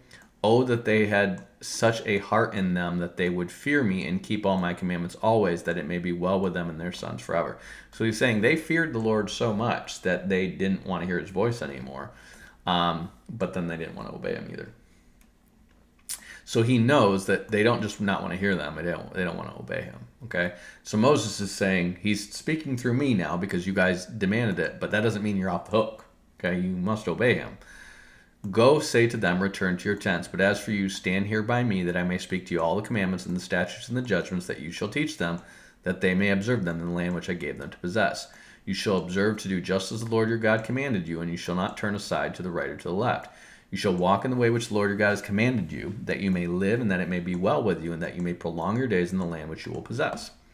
Now this is the commandment, the statutes, and the judgments which the Lord your God has commanded me to teach you, that you might do them in the land that you are going over to possess it, so that you and your son and your grandson might fear the Lord your God and keep all his statutes and his commandments, which I commanded you all the days of your life, so that your days may be prolonged.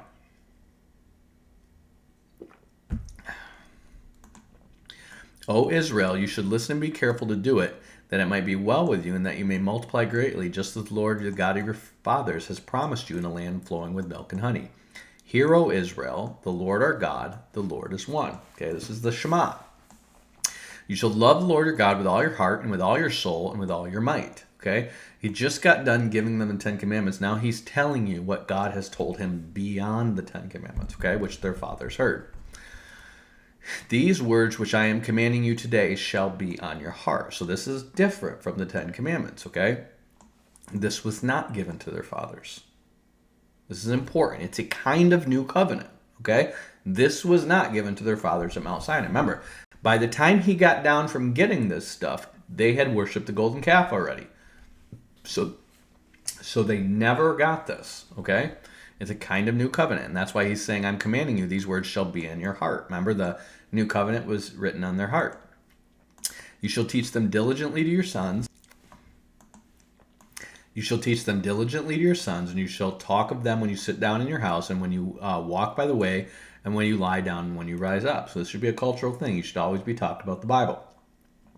You shall bind them as a sign in your hand, and they shall be as frontals on your forehead. You shall write them on the doorposts of your house and your gates. When it come about, when the Lord your God brings you into the land which he swore to your fathers, Abraham, Isaac, and Jacob, to give them to you, great and splendid cities which you did not build, and the houses of the good things which you did not fill, and the hewn cisterns which you did not dig, vineyards and olive trees which you did not plant, and you eat and are satisfied, then watch yourselves, that you do not forget the Lord who brought you out from the land of Egypt out of the house of slavery. You shall fear the Lord your God, and you shall worship him and hear his name. You shall not follow other gods, any of the gods of the people who surround you. For the Lord your God in the midst of you is the jealous God. Otherwise the anger of the Lord your God will be kindled against you, and he will wipe you off the face of the earth. You shall not put the Lord your God to the test, as you tested him at Massah. So, just so you know, remember how it talks about binding the law on your forehead? Why do you think the Muslims literally put headbands on with Quran verses on them? Okay? They're trying to mimic this. If you go and look at the history of Islam and you understand the history of Judaism and Christianity around them, their ideas come from Gnosticism, Their call to prayer comes from the I think it's called the Gregorian chant. But if you listen to or the Ambrosian chant and you listen to that side by side with the Muslim call to prayer, they sound almost exactly alike. Okay, that would have been around since the 5th century. The Muslims came out of, I believe, the late 6th century. Okay, the binding the headbands with the Quranic verses on them, and they're copying from the Jews doing this, and then obviously the smashing idols they're copying from the Jews. Okay, they're trying what the Muslims are trying to do is basically say the Christians have gone into idol worship. We are now going to take the covenant that would have been theirs because they've screwed up. That's how the Muslims are thinking, and they're winning. They're taking over. I mean, they take over 3/4 of Christendom. Just wrap your mind around that, okay? Christendom used to be all of North Africa, and it used to be all of basically Turkey, Mesopotamia, not necessarily Arabia, but Syria and Palestine, and Spain, and the Muslims take that over too, and they almost get up into France. Okay, by the time they are stopped, the majority of the Christians that remain are mostly Arians, and the ones that aren't is the House of Clovis that are Catholic, and then the Italians, and that's pretty much it. And then you're going to have in the south of Italy, you're going to have some Greek Orthodox still down there. That's pretty much all the Christians that are left by the time Charles Martel stops them. And that's why the Catholics basically exalt the house of Charles Martel as a new set of Roman emperors, because Christianity is in danger of being destroyed. And the House of Clovis is the only Catholics of all the Germans. The rest of them are all Arians. And they're going to basically allow Pepin the Short to overthrow the House of Clovis, and then his son Charlemagne, they're going to make the quote-unquote Roman Emperor, the Holy Roman Emperor. Okay?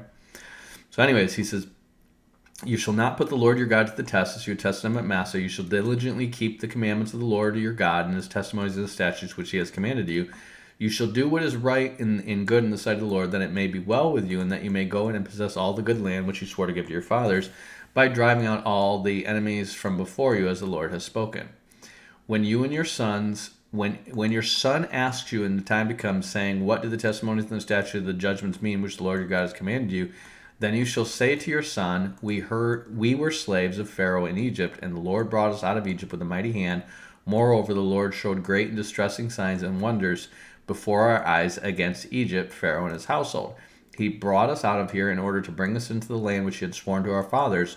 So the Lord commanded us to observe these statutes and to fear the Lord our God always, and for our survival as it is today. Notice the Jews were not commanded to go give the spiritual rationale to these things. They were basically saying, the Lord brought us out of the land of Egypt. He's scary, and for our survival, he commanded us to do these things so he wouldn't destroy us. Okay? That was the only rationale that they were supposed to give until the Messiah came, and then appointed apostles to teach them what the meaning of these things were. Okay? They get uppity, and instead the Pharisees and the Sadducees come along and try to teach them what the meaning of them. And the Essenes, just so you know, the Essenes are a breakaway from the Sadducees, and the Zealots are a breakaway from the Pharisees. Okay? They're just more extreme versions of the Pharisees and the Sadducees. The Sadducees absorbed Greek philosophy, and you can read, I'm reading Philo of Alexandria right now. That's what they're doing, is they're mixing Greek, Pythagorean. Philo actually mixes in astrology. He mixes in sacred geometry from the Egyptians through Pythagoras, and then Stoicism, and then all manner of Greek philosophy in there. Okay? The Pharisees are going to just be legalistic. They're going to have a bunch of made-up fables and stuff like this. This is why Paul is talking about Jewish fables, because he knows the Jews make up stories. The Book of Jubilees, there's this guy thinks it's canon. The Book of Jubilees has made-up stories in it. They have all these made-up names for all these wives of Abraham, Isaac, Jacob, Noah, everybody. Where did they get these from? They make them up. They're Jewish fables. The Book of Enoch is a Jewish fable, okay? Probably something Enoch said is legit, but the early church almost didn't accept Jude as canon because he quotes the Book of Enoch, and they know it's a Jewish fable. Okay, there's going to be the Apocrypha are Jewish fables. These are Maccabees is a history, which is going to have some made-up stuff in it, and Tobit and stuff like that. These are Jewish fables. These are made-up stories that kind of sound like the Jewish stuff. But if you read these stories, the history doesn't line up. They're going to have mixed up stuff, or they're going to be mixing up the Assyrian captivity and the Babylonian captivity to tell a story. They're basically fan fiction. Okay? In the Second Temple period, there's all kinds of Jewish fables, and the Pharisees are going to draw on that, plus so-called oral tradition, which they claim went back to Moses, and they're going to make up additional rules. Okay, so the Jews and the Jews make up stuff. Or I'm sorry, the Pharisees make up stuff from the Jews. The Sadducees make up stuff from the Greeks. Okay, and Christ is going to reject all that, and he's going to appoint the apostles to bind and loose to tell you what this stuff really means. Until then, they were told to just do it, or God will kill you. That's your reason why. It's the same thing with the fruit of knowledge of good and evil. Why does the fruit cause death? The fruit doesn't cause death. If you take God's stuff, he's going to kill you. It's that simple. You don't need to know any more of that. Now he's giving them an object lesson in what Adam and Eve got wrong, as an example for all of humanity. It will be righteousness for us if we are careful to observe this commandment before the Lord our God, just as he commanded us. So notice he says this commandment, singular. This commandment. What is the commandment? To do everything the Lord commanded. Okay? He's saying if you do everything the Lord commanded, it will be righteousness for you. If you do the single commandment of obeying all that the Lord God commanded, which is based on remember, he said, on this hangs all the law and the prophets, okay?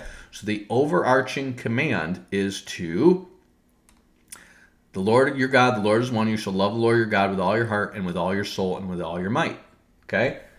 If in order to love the Lord your God with all your soul, with all your heart, and with all your might, he's saying, your righteousness will be proved if you observe this commandment, which is to do everything that the Lord commands. Okay? That is the single commandment that will make you righteous. And everybody fails because everybody breaks some of the law. Okay? Only Christ is righteous by this commandment. Okay? So that's always what it was. And that's why Jesus is saying, on this, love the Lord your God with all your heart and love your neighbor as yourself. Remember, the love of the Lord your God with all your heart and with all your soul and with all your might. He's saying on this, and the other one is like it, love your neighbor as yourself. On this hang the law and the prophets, okay? So he's summarizing the whole law as based on those two commandments, okay? But these are the specific application of them that God wants you to keep. And if you don't keep it all, then you're not righteous. Because it will be righteousness if you keep the whole thing, okay? So then he says, when the Lord your God brings you into the land which you are entering to possess it, and clears away the nations before you, the Hittites, the Girgashites, the Amorites, the Canaanites, the Perizzites, the Hivites, and the Jebusites, 7 nations greater and stronger than you, and when the Lord your God delivers them before you and you defeat them, then you shall utterly destroy them. You shall make no covenant with them and show no favor to them. Now this is going to be very important. This is why they have the marriage laws. The marriage laws do not count for the Ammonites or the Moabites or the Egyptians, which Ezra and Nehemiah are going to command them to divorce, okay? Or Babylonians or Syrians or any of them, okay? It's just for these 7 nations, okay? And it's just for these 7 nations after they go into the promised land. It's not talking about 1,000 years later, okay? Because it's going to specifically talk about taking people captives and then marrying them within this context. So Ezra and Nehemiah were wrong, and they turn Israel towards a racist society, okay? Furthermore, you shall not intermarry with them. You shall not give your daughters their sons, nor shall you take your daughters as their sons, okay? This is an application of this. You shall make no covenant with them and show no favor to them, okay? The application of making no covenant with them and showing no favor with them is not giving your sons and daughters to marry them, because that's a form of covenant. Those two families become joined together when they give their sons and daughters to marry them, okay? For they will turn your sons away from following me to serve other gods, and then the anger of the Lord will be kindled against you, and he will quickly destroy you, okay? So you don't do that. But thus you shall do to them, you shall tear down their altars and smash their sacred pillars and hew down their Asherim and build their graven images, or burn their graven images with fire. For you are a holy people to the Lord your God, and the Lord has chosen you to be a people of his own possession out of the peoples who are on the face of the earth. The Lord did not set his love on you, nor choose you, because you are more in number than any of the peoples, for you are the fewest of the peoples. But because the Lord loved you and kept the oath which he swore to your fathers, the Lord brought you out by a mighty hand and redeemed you from the house of slavery, from the hand of Pharaoh, king of Egypt.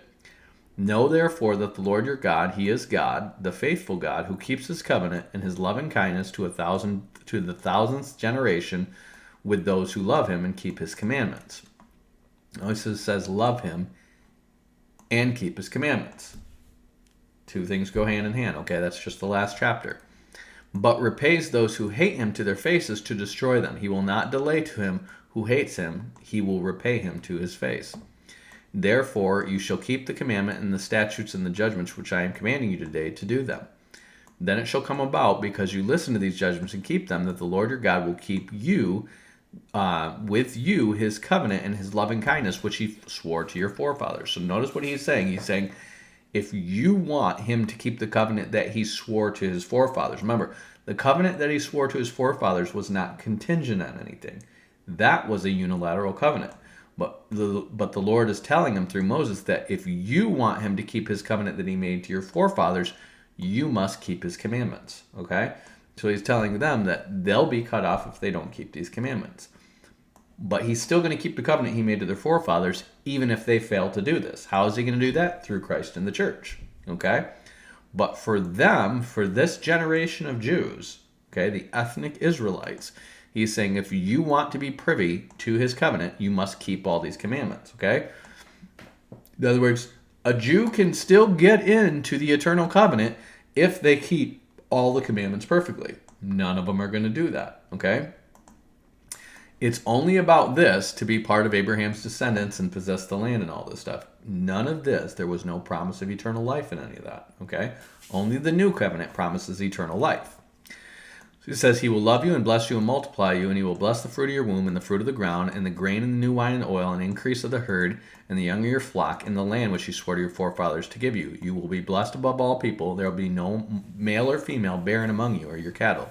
So this is how they would have had a kind of eternal life through having perpetual generations in the land, okay? And then their names would be remembered forever, okay? It's still an inferior covenant because he's not promising them an eternal, resurrected, eternal life in this. He's promising them a perpetuity in the land that their names will never be blotted out, okay?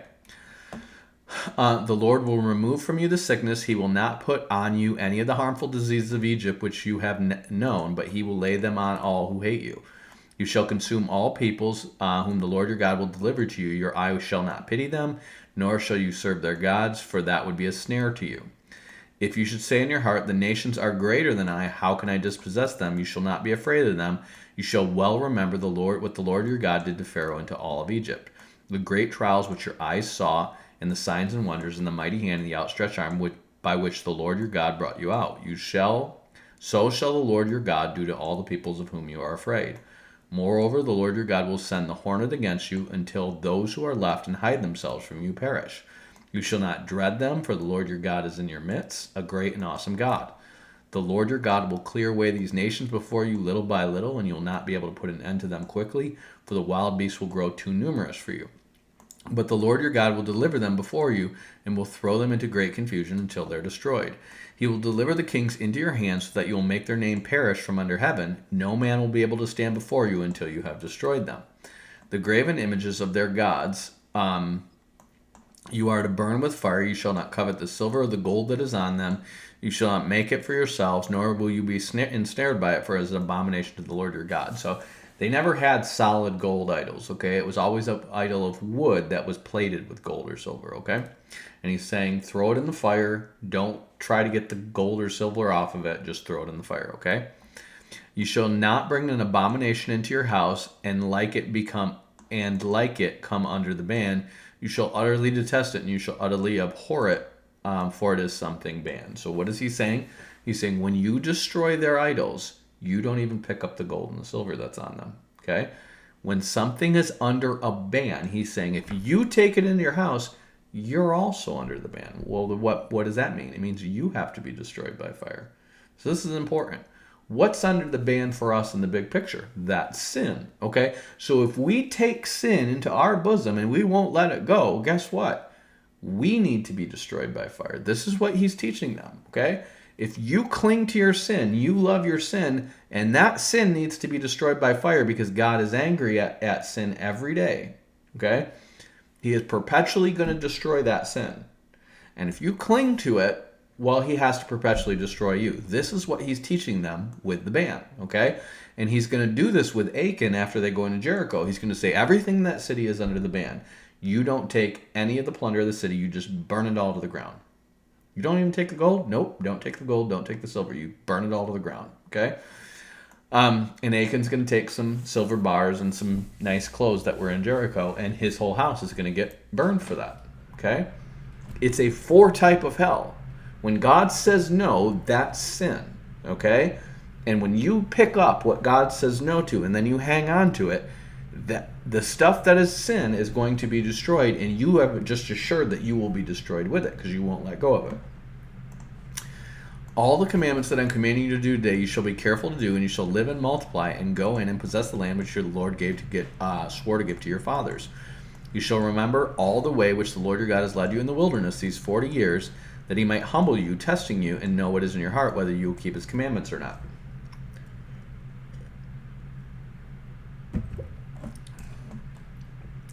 He humbled you and let you be hungry, and fed you with manna which you did not know, nor did your fathers know, that he might make you understand that man does not live by bread alone, but lives by everything that proceeds from the mouth of God. So Jesus knows this word very well. And just so you guys know,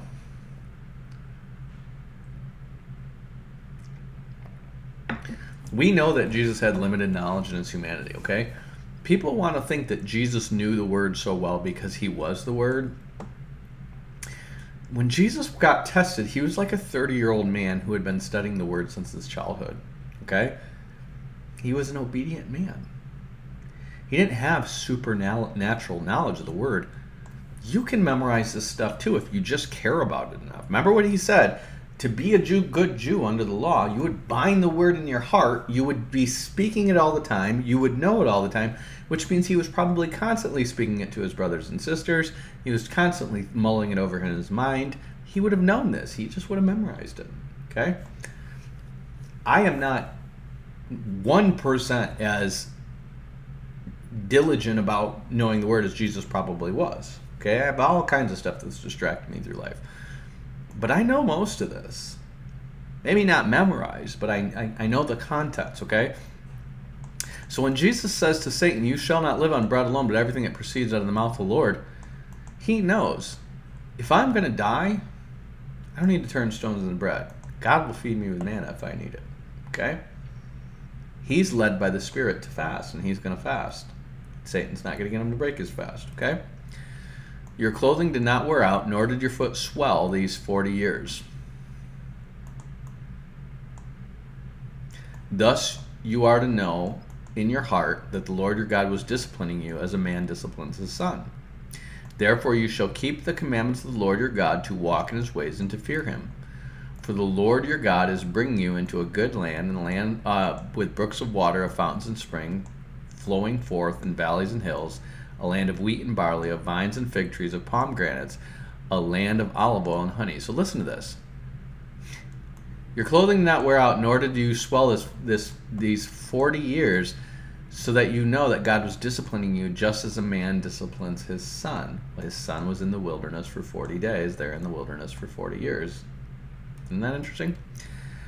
For the Lord your God is bringing you into a good land, a land of brooks of water. Okay, let's see. A land flowing forth of the valleys and the hills, a land of wheat and barley, of vines and fig trees and pomegranates, a land of olive oil and honey, a land where you will eat food without scarcity, in which you will lack nothing, a land whose stones are iron, and out of whose hills you can dig copper. So they've got all the minerals they need, all the food and water they need. They got everything they need, okay? When you have eaten and are satisfied, you shall bless the Lord your God for the good land which he has given you. Beware that you do not forget the Lord your God by not keeping his commandments and his ordinances and his statutes which I'm commanding you this day. Okay, this is why we pray when we eat. But notice he says, when you have eaten and are satisfied, you shall bless the Lord your God in the good land which he has given you. So it's almost after dinner. You have a prayer of thanksgiving instead of praying before we eat. It's 1 Timothy where it says it is sanctified by the word of God and prayer. We pray for our food so that, it's blessed, basically. Let's see. Otherwise, when you have eaten and are satisfied and have built good houses and lived in them, and when your herds and your flocks multiply, and your silver and your gold multiply, and all that you have multiplies, then your heart will become proud, and you will forget the Lord, the God who brought you out of the land of Egypt, out of the house of slavery. He led you through the great and terrible wilderness with its fiery serpents and scorpions and thirsty ground where there is no water. He brought water for you out of the rock of flint. In the wilderness he fed you manna, which your fathers did not know, that he might humble you, and that he might test you to do good for you in the end. Otherwise you may say in your heart, my power and the strength of my hand made me this wealth. But you shall remember the Lord your God, for it is he who has given you the power to make wealth, and that he may confirm his covenant which he swore to your fathers, as it is this day. It shall come about, if you ever forget the Lord your God and go after other gods and serve them and worship them, I testify against you today that you will surely perish. Like the nations that the Lord makes to perish before you, so you shall perish, because you would not listen to the voice of the Lord your God.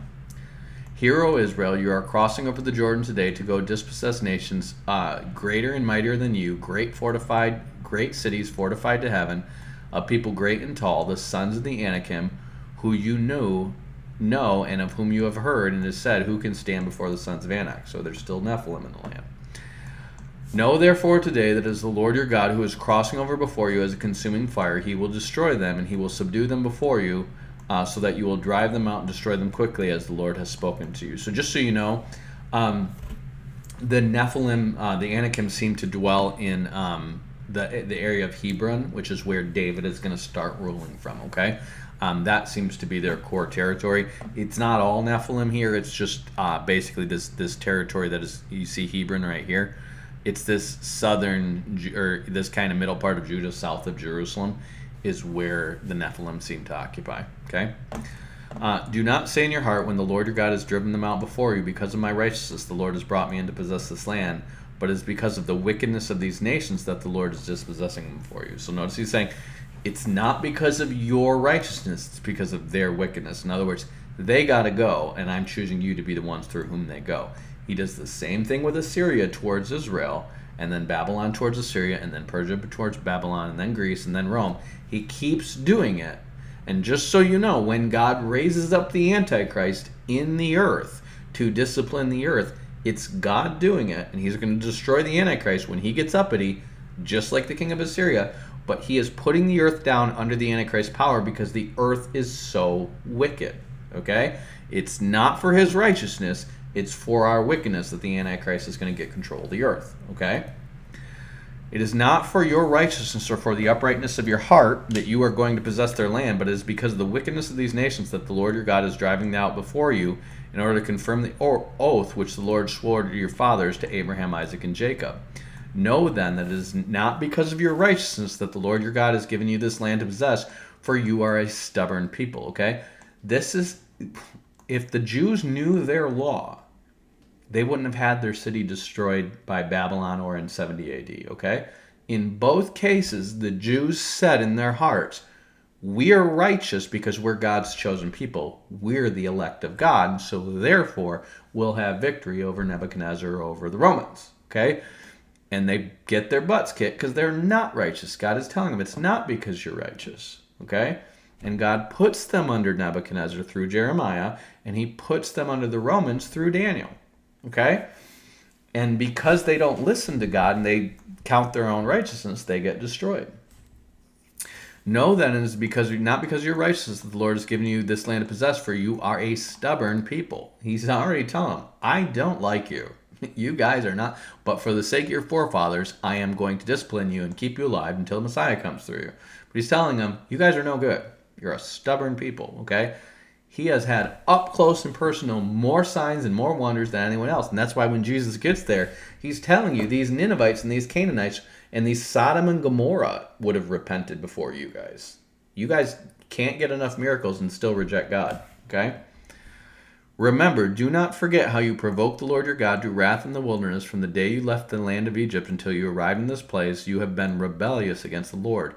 Even at Horeb you provoked the Lord to wrath, and the Lord was so angry with you that he would have destroyed you. When I went up to the mountain to receive the tablets of stone, the tablets of the covenant which the Lord had made with you, then I remained on the mountain 40 days and 40 nights, neither ate bread nor drank water. The Lord gave me 2 tablets of stone written by the finger of God, and on them were all the words the Lord has spoken with you on the mountain in the midst of the fire on the day of the assembly. And it came about that at the end of the 40 days and nights that the Lord gave me the 2 tablets of stone, the tablets of the covenant. And the Lord said to me, Arise, go down from here quickly, for your people whom you brought out of Egypt have acted corruptly. They have quickly turned aside from the way which I commanded them. They have made a molten image for themselves. And the Lord spoke to me further, saying, I have seen this people, and indeed it is a stubborn people. Let me alone, that I may destroy them and blot out their name from under heaven, and I will make of you a nation mightier and greater than they. Okay?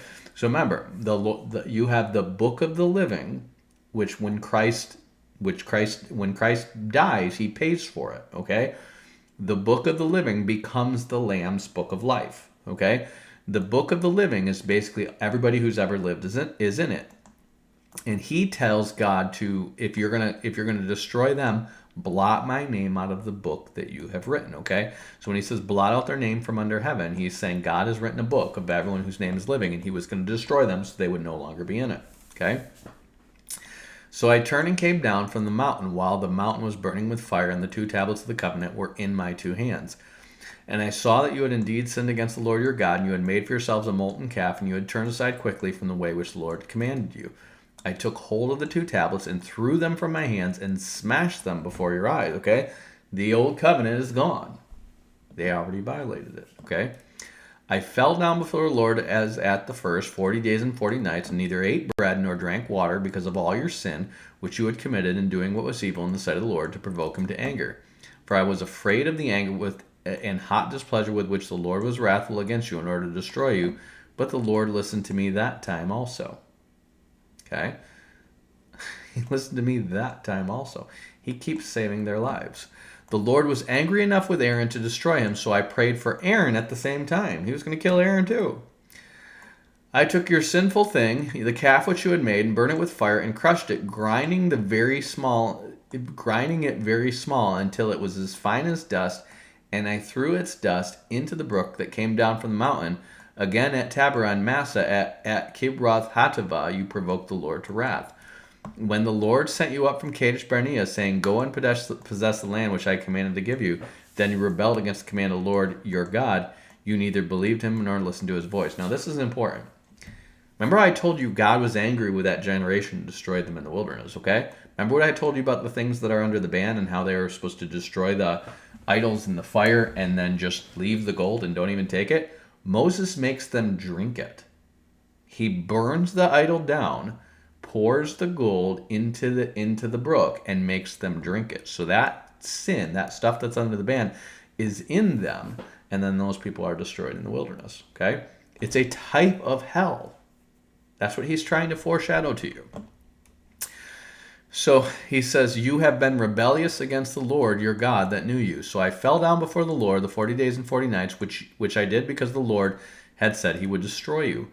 I prayed to the Lord and said, O Lord God, do not destroy your people, even your inheritance, from whom you have redeemed through your greatness, whom you have brought out of Egypt with a mighty hand. Remember your servants Abraham, Isaac, and Jacob, and do not look at the stubbornness of this people, or at their wickedness, or their sin. Otherwise the land from which you brought us may say, because the Lord was not able to bring them into the land which he had promised them, and because they had hated them, he has brought them out to slay them in the wilderness. Yet they are your people, even your inheritance, whom you have brought out by your great power and your outstretched arm. So he puts it on God. They're your people. It's up to you to make them righteous. It's up to you to bring them in the promised land because you swore that you would do it. Okay? He's foreshadowing the new covenant. He made a promise to Abraham, Isaac, and Jacob. It's not because of their righteousness, okay? And so Moses is literally citing the covenant to the Lord and saying, you can't just destroy them. And God's saying, well, technically I can destroy them because I could just start all over with you and I'm keeping my promise to Abraham, Isaac, and Jacob. He didn't make the promise to their 12 sons. He just made it to Abraham, Isaac, and Jacob, okay? So as long as any of their descendants makes it up into the promised land, he's good. And what happens? Their descendants are able to go into the promised land, and Moses is not. Remember, he was going to destroy everyone and start over with Moses, and now Moses can't go into the promised land, but they can go into the promised land. That's a type of Christ. Christ goes down to Sheol, so when we die, we go up to heaven. Okay? That's what he's foreshadowing there. At the time, the Lord said to me, cut out from yourself 2 tablets of stone like the former ones, and come up to me in the mountain and make an ark of wood for yourself. Now he's foretyping a new covenant, okay? I will write on the tablets the words that were on the former tablets, which you shattered, and shall put them in the ark. So I made an ark of acacia wood and cut out 2 tablets of stone like the former ones, and they went up on the mountain with the 2 tablets in my hand. He wrote on the tablets like the former writing, the 10 commandments which the Lord had spoken to you on the mountain from the midst of the fire in the day of the assembly, and the Lord gave them to me. Then I turned and came down from the mountain and put the tablets in the ark which I had made, and there they are as the Lord commanded me. So Moses made the ark of the covenant. Now the sons of Israel went out from Beroth Bene-Jaakam to Mazerah. There Aaron died, and he was buried, and Eleazar his son ministered as priest in his place. So fast forward, it's 40 years later, okay? He just gave him a review of the past 40 years. From there, they sent out to Gudgoda, and from Gudgoda to Jotbatha, the land of brooks of water. Everyone knows Jotbatha, the land of brooks of water. At that time, the Lord set apart the tribe of Levi to carry the ark of the covenant of the Lord and stand before him and serve him and bless his name until this day. Therefore, Levi does not have a portion or inheritance with his brothers. The Lord is his inheritance, just as the Lord your God spoke to him. I, moreover, stayed on the mountain 40 days and 40 nights like the first time, and the Lord listened to me at that time, and the Lord was not willing to destroy you. Then the Lord said to me, arise, proceed on your journey ahead of the people, that they may go and possess the land which I swore to your fathers to give to them. Now, Israel, what does the Lord your God require from you but to fear the Lord your God and to walk in his ways and love him and to serve the Lord your God with all your heart and with all your soul, and to keep the Lord's commandments and his statutes which I am commanding you today for your good. Behold, the Lord your God belong heaven and the highest heavens and the earth, that all that is in it. Okay, so notice they have a concept of 3 heavens already. The heaven, that's the sky, and then the highest heavens. Okay, so that's going to be, you have the heaven of heavens, and then the third heavens, and the earth, that's all that's in it. Yet on your fathers did the Lord set his affection to love them, and he chose their descendants after them, even you above all the peoples as it is this day. So he keeps reiterating, it's because of the forefathers, not because of you. Okay? This is what Paul is going to say in Romans 11. So circumcise your heart and stiffen your neck no longer. Okay? They're not circumcising the flesh yet. When Joshua goes into the land, he's going to circumcise them for the first time. This generation is not circumcised, and he's telling them to circumcise their heart and stiffen their neck no longer. See how much new covenant language is in this, okay? For the Lord your God is the God of gods and the Lord of lords, the great and the mighty and the awesome God, which does not show partiality or take a bribe. So notice he's telling you, you need to have a right heart before God. He's not just going to be partial to you because you're Abraham, Isaac, and Jacob's descendants. This is where the Pharisees get it wrong. He executes justice for the orphan and the widow, and he shows love for the alien by giving him food and clothing, the Gentile, okay? So show your love for the alien, for you were aliens in the land of Egypt. See how much treat the Gentiles good he gives them? You shall fear the Lord your God, and you shall serve him and cling to him, and you shall swear by his name. He is your praise, and he is your God, who has done these great and awesome things for you, which your eyes have seen. Your fathers went down to Egypt, 70 persons in all, and now the Lord your God has made you as numerous as the stars of heaven. Remember, the stars of heaven they're a symbol for the new covenant Christians. Okay? Again, this is all foreshadowing. This is all typology. This is not the actual new covenant. It's foreshadowing the new covenant. Okay? You shall therefore love the Lord your God. And I'm sorry. You know what? I'm gonna call that a wrap, because I'm gonna try to get done with this in 3 sessions, and there is going to be a lot. Well, yeah, I'll finish this section, and then we'll. It's 34 chapters, so I'll do that, and then I'll do probably 12 to 24 or 12 to 23 or whatever, and then 22 to 34. So I'll try to do it in 3 sessions. You shall therefore love the Lord your God and always keep his charge, his statutes, his ordinances, and his commandments. Know this day that I am not speaking with your sons, who have not known you and who have not seen the discipline of the Lord your God, his greatness, his mighty hand, and his outstretched arm, and his signs and his works, which he did in the midst of Egypt, to Pharaoh, the king of Egypt, and to all his land. And when he did to Pharaoh's armies and to its horses and its chariots, when he made the water of the Red Sea to engulf them, while they were pursuing you, and the Lord completely destroyed them, and what he did to you in the wilderness until you came to this place, and what he did to Dathan and Abiram, the sons of Eliab, the sons of Reuben, when the earth opened its mouth and swallowed them, their households, their tents, and every living thing that followed them among all Israel. But your own eyes have seen all the work that the Lord which he did But your own eyes have seen all the work of the Lord which he did. You shall therefore keep every commandment which I am commanding you today, so that you may be strong and go in to possess the land which you are about to cross and to possess it, so that you may prolong your days in the land which the Lord swore to your fathers to give to them and to their descendants, a land flowing with milk and honey.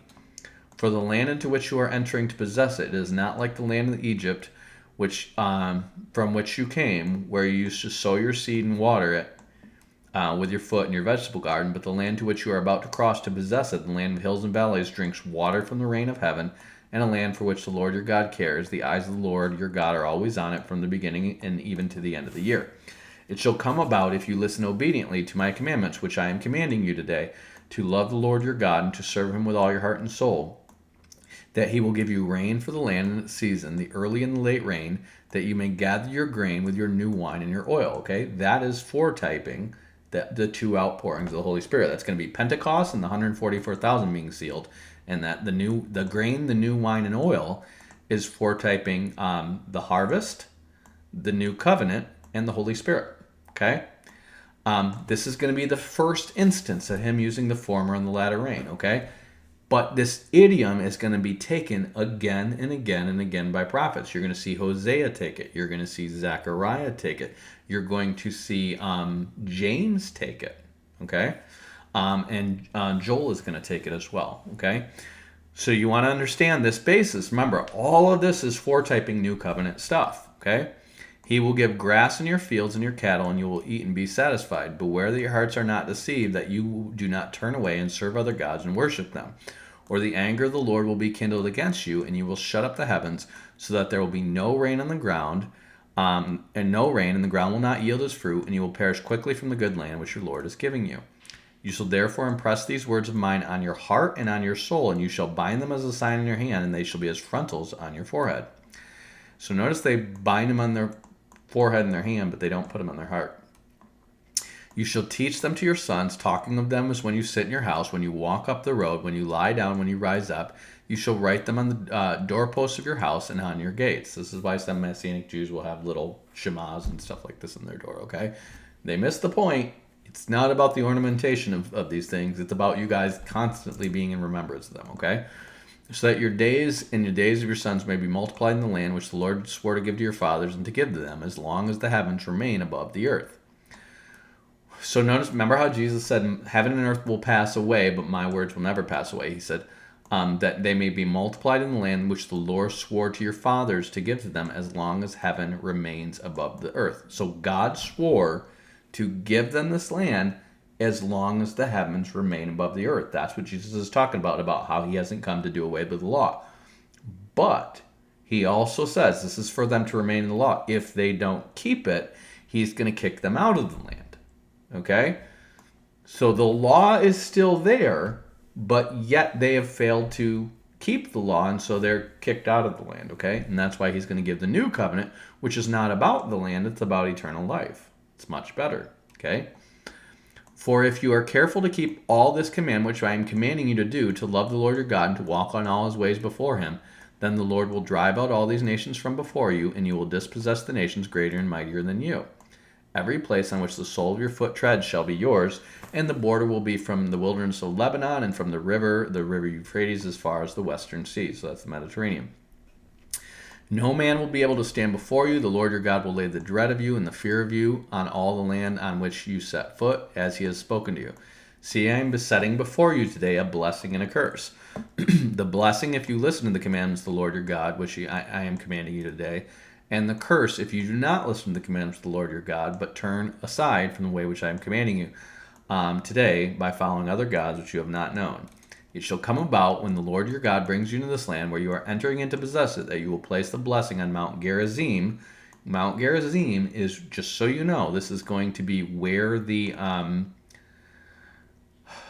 think Mount Gerizim is where the Samaritans build their temple later on, okay? So that's where the blessing is, okay? And then the curse on Mount Ebal. I don't know where Mount Ebal is.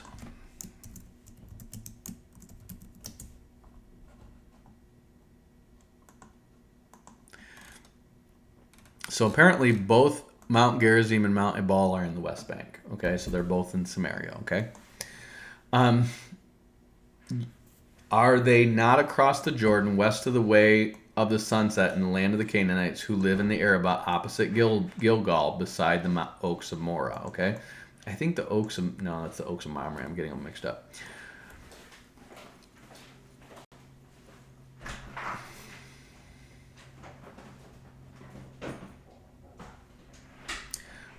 For you are about to cross the Jordan to go in to possess the land which your Lord your God is giving you, and you shall possess the land and live it. You shall be careful to do all the statutes and the judgment which I am setting before you today. Okay?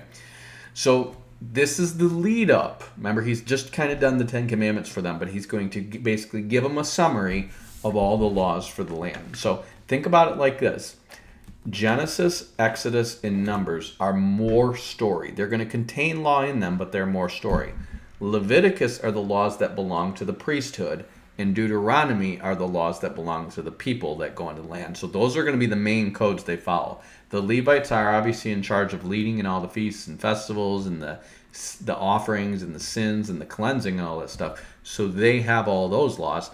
The general people are going to have this law from Deuteronomy, which is why Jesus is going to quote Deuteronomy more than everything, because the people in general should know Deuteronomy more than anything, okay? All the typological stuff I'm giving, he doesn't expect them to know this, okay? This is just their history.